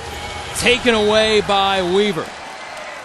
May have been a shot clock violation either way, because Tulsa looked like he was in no position to get something off. But Canton coming up with another possession. Eric working on Butler. Baseline pull-up good. Hot hand, being able to string a couple of buckets right now. Give credit to Coach Jensen for recognizing that Eric has got it going a little bit. His teammates also looking to get him involved. Nice soft shot there from the perimeter. A dozen for Michael Eric. Jeremy Lamb's got a smooth stroke from wherever he is on the floor. Another long range knockdown for Lamb. Flows like water, his jump shot, partner. 21 of the game. Eric. Butler with the block and also the foul. Let's take a look at Michael Eric, the product out of Temple, operating in the post. Takes the little hit, makes a nice read, makes his mind up. He's going to the bucket, and then this time he's going to operate outside the lane. A little stutter step from the triple threat position and the soft little jumper from the baseline, curling the twine. And certainly a guy that plays for Fran Dunphy. You know he's going to have the defensive tenacity you need, but you look at Michael Eric and his background. Native of Nigeria, didn't play basketball till he hit high school, and now you look at that, so you figure he's only played maybe 6-7 years. If his offensive skills can come around, he's another guy that's going to open some eyes among NBA teams. Well, what he does have going for him, partner, and you're right, he is new to the game of basketball, relatively new, so to speak, but a lot of Africans, a lot of foreigners play soccer. So you still have the balance and the coordination that soccer allows you, and it translates well onto the basketball court. I think off the top of my head, Patrick Ewing from Jamaica, he played soccer. Akeem Olajuwon from Nigeria, he played soccer. Even as a child, I played soccer, and it really did help me with my balance and my coordination, and I think that's what you're seeing right now. Michael Eric, as tall as he is, looks like he plays within himself. And he is playing all over Tulsa right now as he is having quite the quarter here. 16 now for Michael Eric. Jason Knapp here with Ala Abdel Nabi. Man out of Duke, 6 years in the NBA, former #1 draft pick of the Portland Trail Blazers. Also played overseas as well. And here, Canton on the break. If we were broadcasting this game overseas, instead of soccer, it'd be called football. It would be. You've got to know your audience, partner. And no matter where you're broadcasting it, this has turned into a rout right now for Canton. I think Tulsa has accepted their fate. Seems like they're trying to just conserve their energy. If I was Coach Rajakovic, though, I would make sure that I've got 5 guys out on the floor who are going to finish up strong, because you do not want to leave this game with a completely bad taste in your mouth, because your confidence may wane a little. You've got to make sure that you leave here tonight with one sliver of hope, and it's got to come from your play, whether it's hustle on defense, whether it's crashing the boards, whatever it is, you've got to salvage something in these last 12 minutes, because on Sunday it's going to be very important. It's interesting. You can often throw away games in a regular season. There is a tomorrow, but here in a best of 3, you can't afford to throw away anything. I mean, Tulsa does have the benefit of having the game 3 to bounce back on, but you don't want to give Canton any sort of inclination that they can win this series. They've got it now tonight, and again, game 3 will be here in Ohio, and it looks like we'll have it coming up Sunday. From a confidence standpoint, you want to have at least good stretches. If not a good game, you want to have good stretches, because you're on the road, and it's going to be tough on Sunday if we get to Sunday. Kyle Weaver couldn't get it to go before the end of the quarter, but still everything else rolling for Canton. 86-58 for the Charge, as they have shocked Tulsa right now. A big lead headed to the 4th here in game 2. Onuaku, Rossiter on the inside, and the Canton Charge in control. This NBA Development League playoff game on CBS Sports Network, presented by Taco Bell.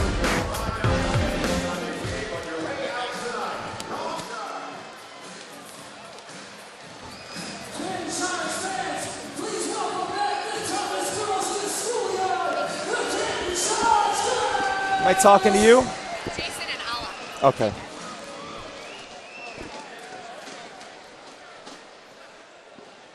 Hey, guys. Hey, Coach. We'll be right with you. They're going to cue us, and we'll go. Okay.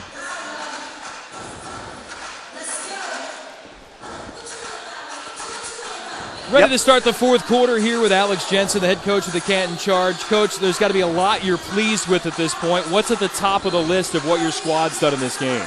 Well, from the start, defensively, we were really aggressive. I think we put them back on their heels. We kind of had a few let-ups. Lamb's a hard guy to stop, but team defense always leads to that's the best offense, is the team defense. We've done a good job of that so far. Coach, 12 minutes left to go. How important is it for you to finish up strong, because momentum will carry you into Sunday? What are you telling your players as you enter the last 12 minutes of this game? Well, I'm going to tell them right now, the first couple minutes is huge, because we don't want them to come in and, like you said, get that momentum for the rest of this game or any leading into the next one, hopefully. So just continue to do the same thing we've done and finish everything off with the block out. Alex, thanks. Good luck, Coach. Thank you. Thanks, guys.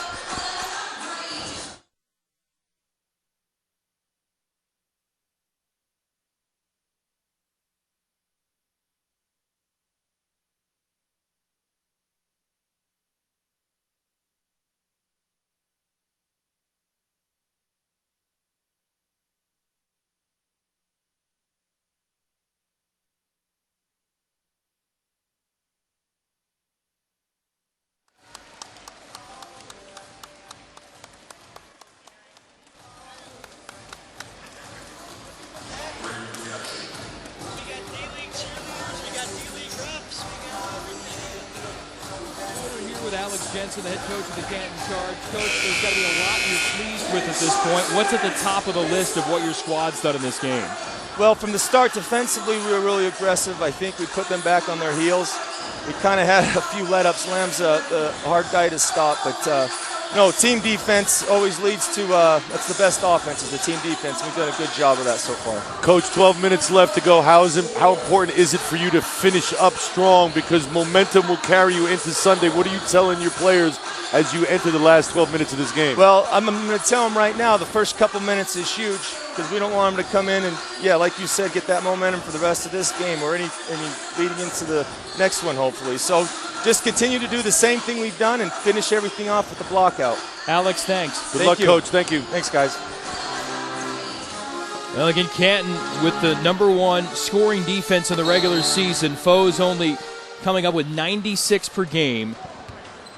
Wednesday in game 1 after the third quarter, Tulsa had 90 points in that game. Tonight, just 58. Alex Jensen, again, disciple of Rick Majerus. Defense is paramount. No question about it. Defense was going to carry the day throughout a course of 48 minutes, but you mentioned it, how hot Tulsa was. What a difference the home court advantage will make right now. Canton taking advantage of the situation playing at home. Andy Routens able to knock down his second triple of the game at a free throw to give him 7 before the contest. He's just not had a lot of opportunities from long range. Well, he's one of the few guys that actually hasn't shot too many jumpers. We talked about Tulsa settling for the jump shot. Oh, got lost right there on defense. Good movement without the basketball. Great passing between the Charge teammates. Routon there just got caught with his head on a swivel looking the wrong way, but he's one of the few guys that wasn't forcing shots from the perimeter, took his time, but guys like Perry Jones III, guys like Lamb, guys were really kind of just shooting real early, real fast, and I thought at times they're ill-advised jump shots. Good ball movement there for Tulsa. Lamb couldn't deliver from the corner. You don't want to pick up Gutierrez full court because he has the ability to blow right by you. Let's see whether or not he puts on the Jets. There it is. Eric attacking. An interesting little game inside the game now for Gutierrez. He wants to get to the NBA. Lamb is an NBA guy. Again, down on assignment.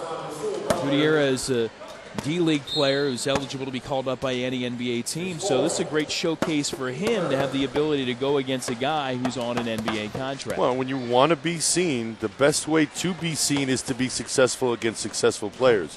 And I think that goes a long way for you, and I think that's the position right now Gutierrez is in. Well, you can stay plugged into the NBA D-League playoffs on the go. Download the NBA D-League Center Court app for scores, stats, schedules, and live game action. Eric showing me a nice soft touch. Great physical body. Nice and long. Has the ability to get up off the floor real quick. And now he's adding soft touch to his game as well. 6 of 8 shooting. 6 of 10 for the free throw line. 18 points along with 6 rebounds. Jones able to whistle the pass out to Routens. Tough shot. And with 4 on the timer, it's short. Good defense by DeAndre Brown on that last exchange on Andy Routens. All over him. Routens with really no room to operate. Had to force a quick shot right there. Sort of indicative of the way the game has gone for Tulsa tonight, partner. Tony Taylor. And really, we haven't been able to call his name whatsoever tonight with the foul issues. Again, 2 in the first 4 minutes. Then when Tulsa rolled the dice to bring him back into the opening quarter. He picked up number 3 and sat, and really has not been able to have much of an impact on this game, only playing 14 minutes, 1 of 3. Does have 3 assists, but he has been superb last 10 games for Tulsa, averaging 13 points, over 4 assists, close to 3 rebounds, and really been the floor general for this Tulsa team. Well, when you take your year-long floor general, the guy who initiates your offense, and you take him out, obviously you're going to have a little bit of a problem with your rhythm, and I think that's something that Tulsa has not been able to recover from, as we see Rasul Butler on the transition bucket. Good pass from Routens, but they just seem out of whack at times, in particular on the offensive end of the floor. And I think a lot of that has to do with the fact that their everyday point guard wasn't in the lineup, and when he was operating with foul trouble. And again, NBA E-League teams are used to constant roster turnover. Lamb, quick hands. You see him take that steal, and Alex Jensen's seen enough. You heard him tell us he didn't want Can to get any sort of thing going in the right direction for tonight and for now Sunday in that Game 3 that looks like it's going to happen. And he'll take a breather for the moment. Jeremy Lamb looking at his skills, able to jump into the passing lane, take it away, lay it in. He's got 23, but Canton has the lead.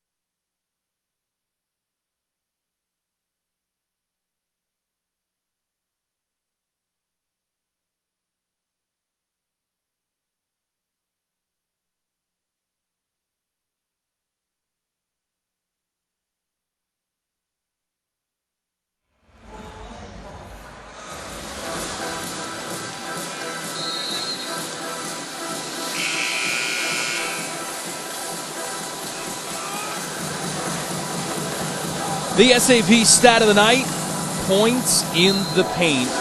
Canton really powering their way to the lead and looks like to the win with their efforts inside. That's paint cans full of points right there, partner. That's a ton of points. You talk about the domination from start to finish. I thought that was what set the tone for Canton. Again, we talked to Coach Jensen before the game started.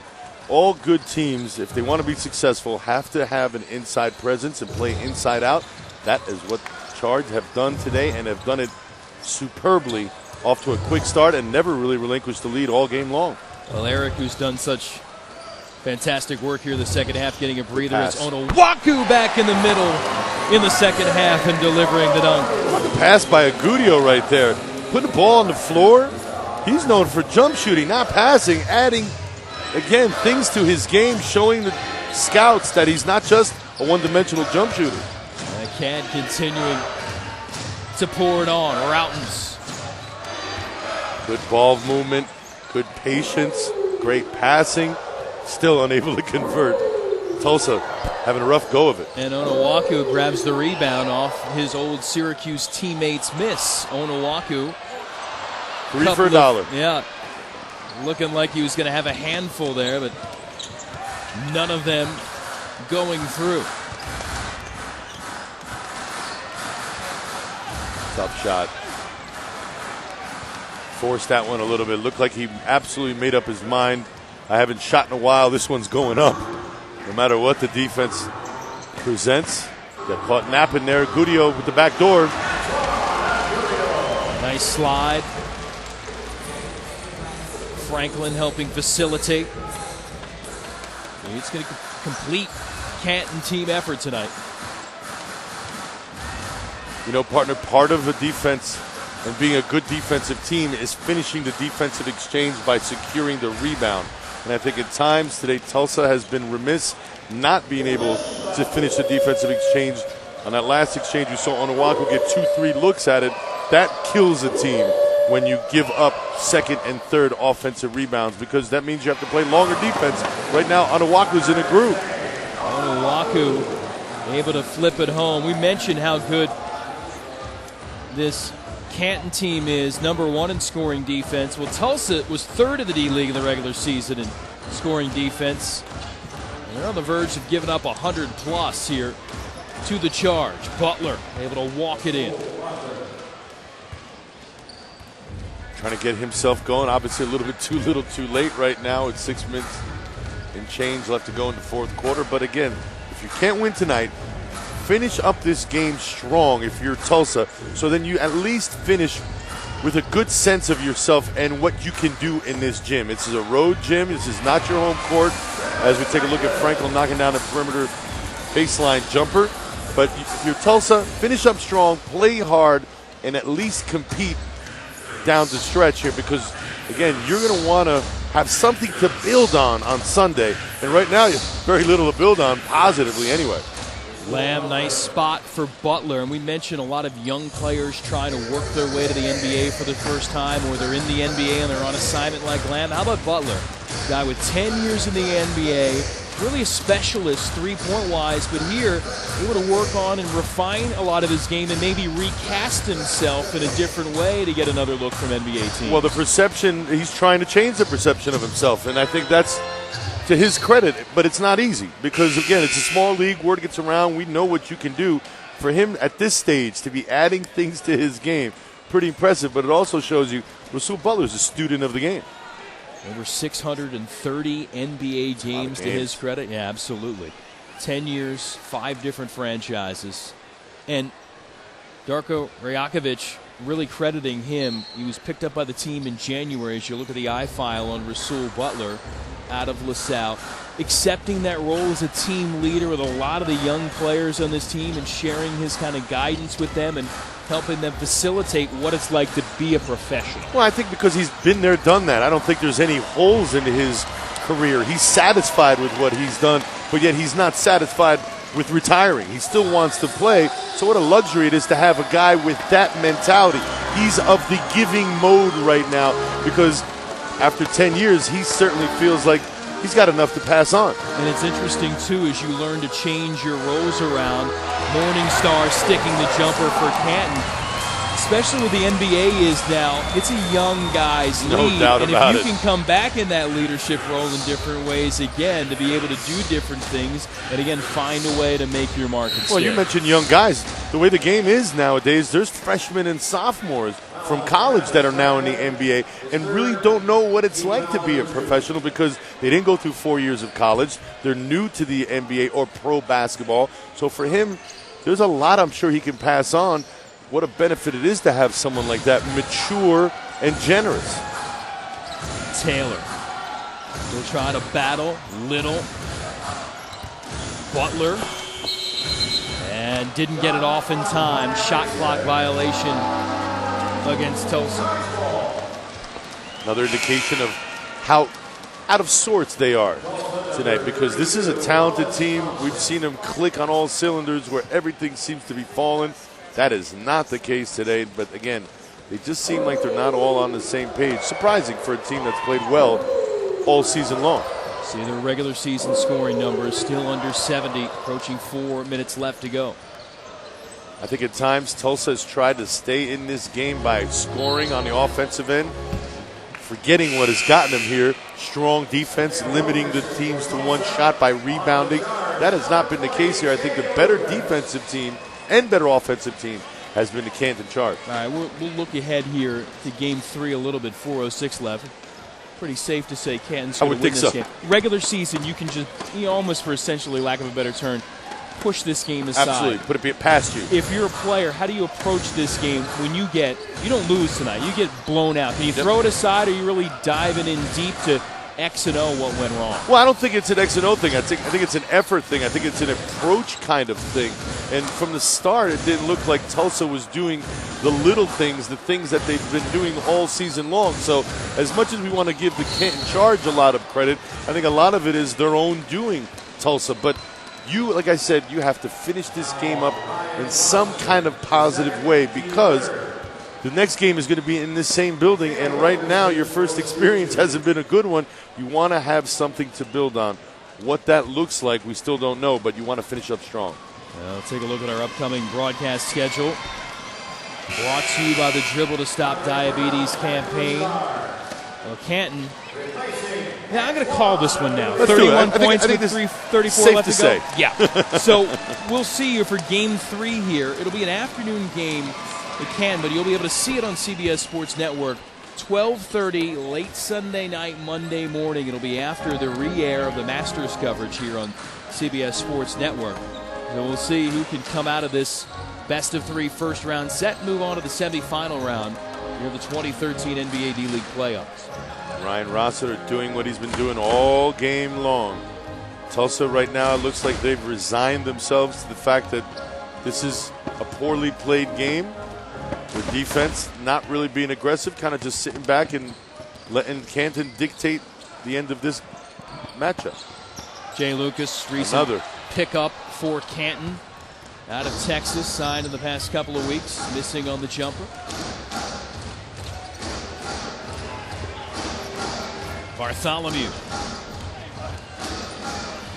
Good battle, energy. Free throw line coming up. A trip there for him. And Tulsa taking time out, 2:44 left to go. Canton needed a win to extend its season. And there will be a tomorrow, and there will be a Sunday for both of these teams.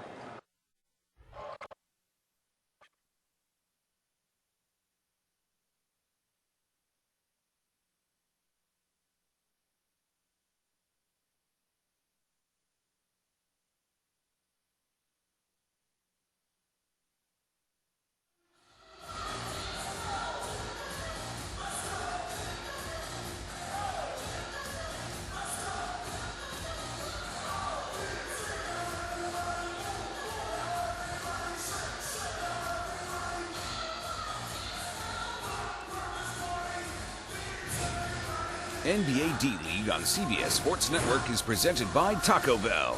Sometimes you gotta live Moz. And by the Dribble to Stop Diabetes campaign. Get in the game. Take a diabetes risk test at dribbletostopdiabetes.com.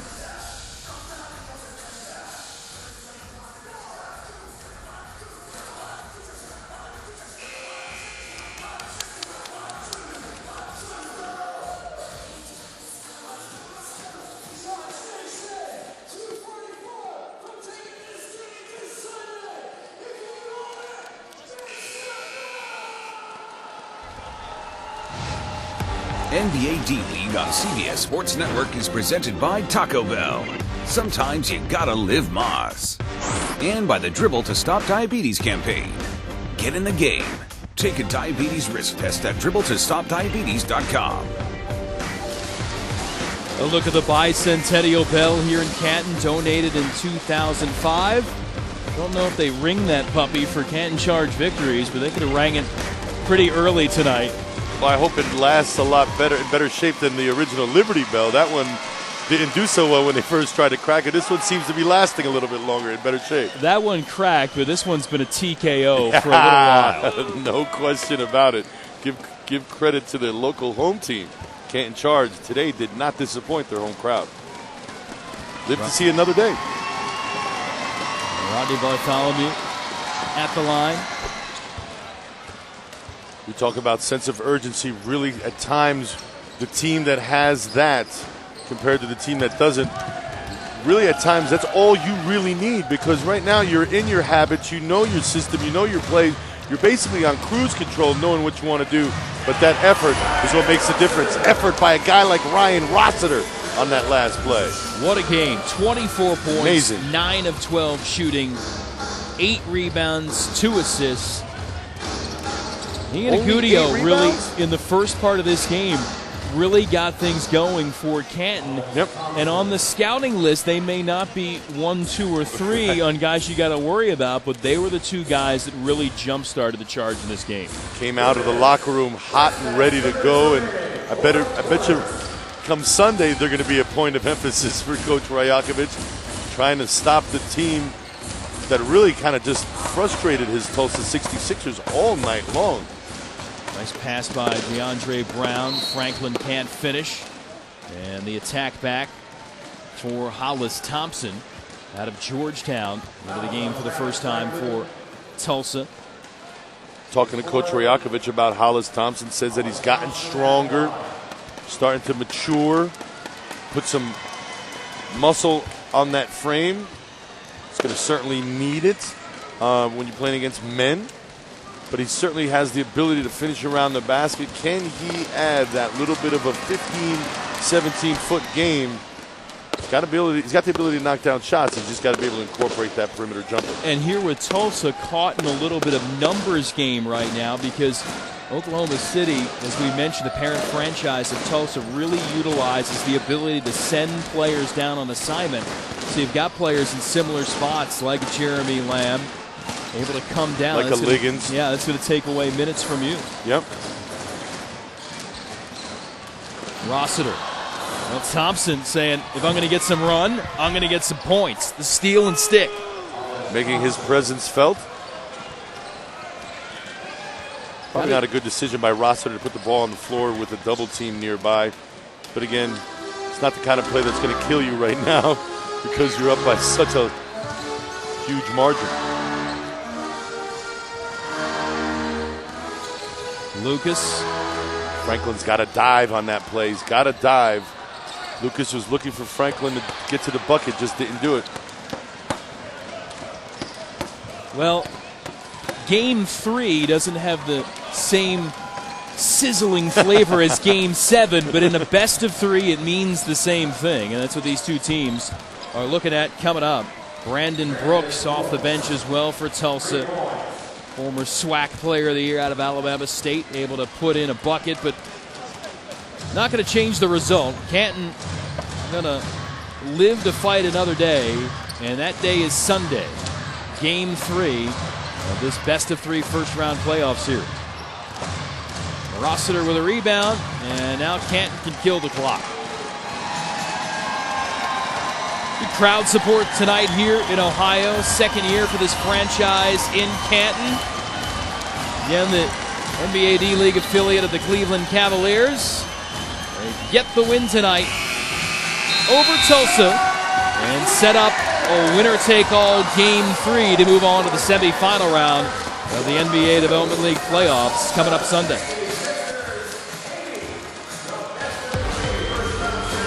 Canton Charge with the win, 102-80 over Tulsa. Back to wrap it up in a moment.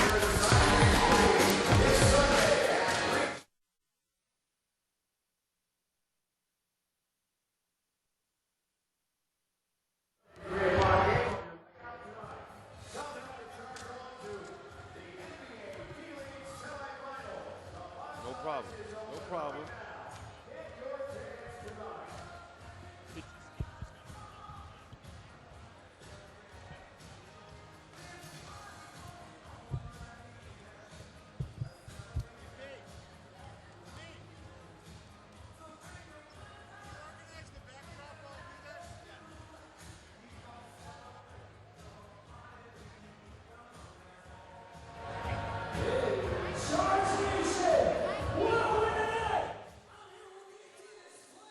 Hey, Pedro, Pete, the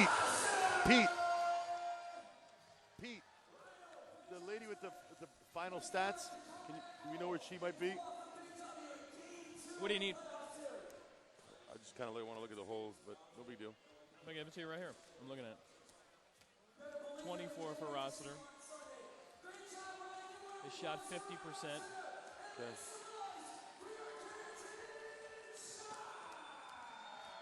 Cool.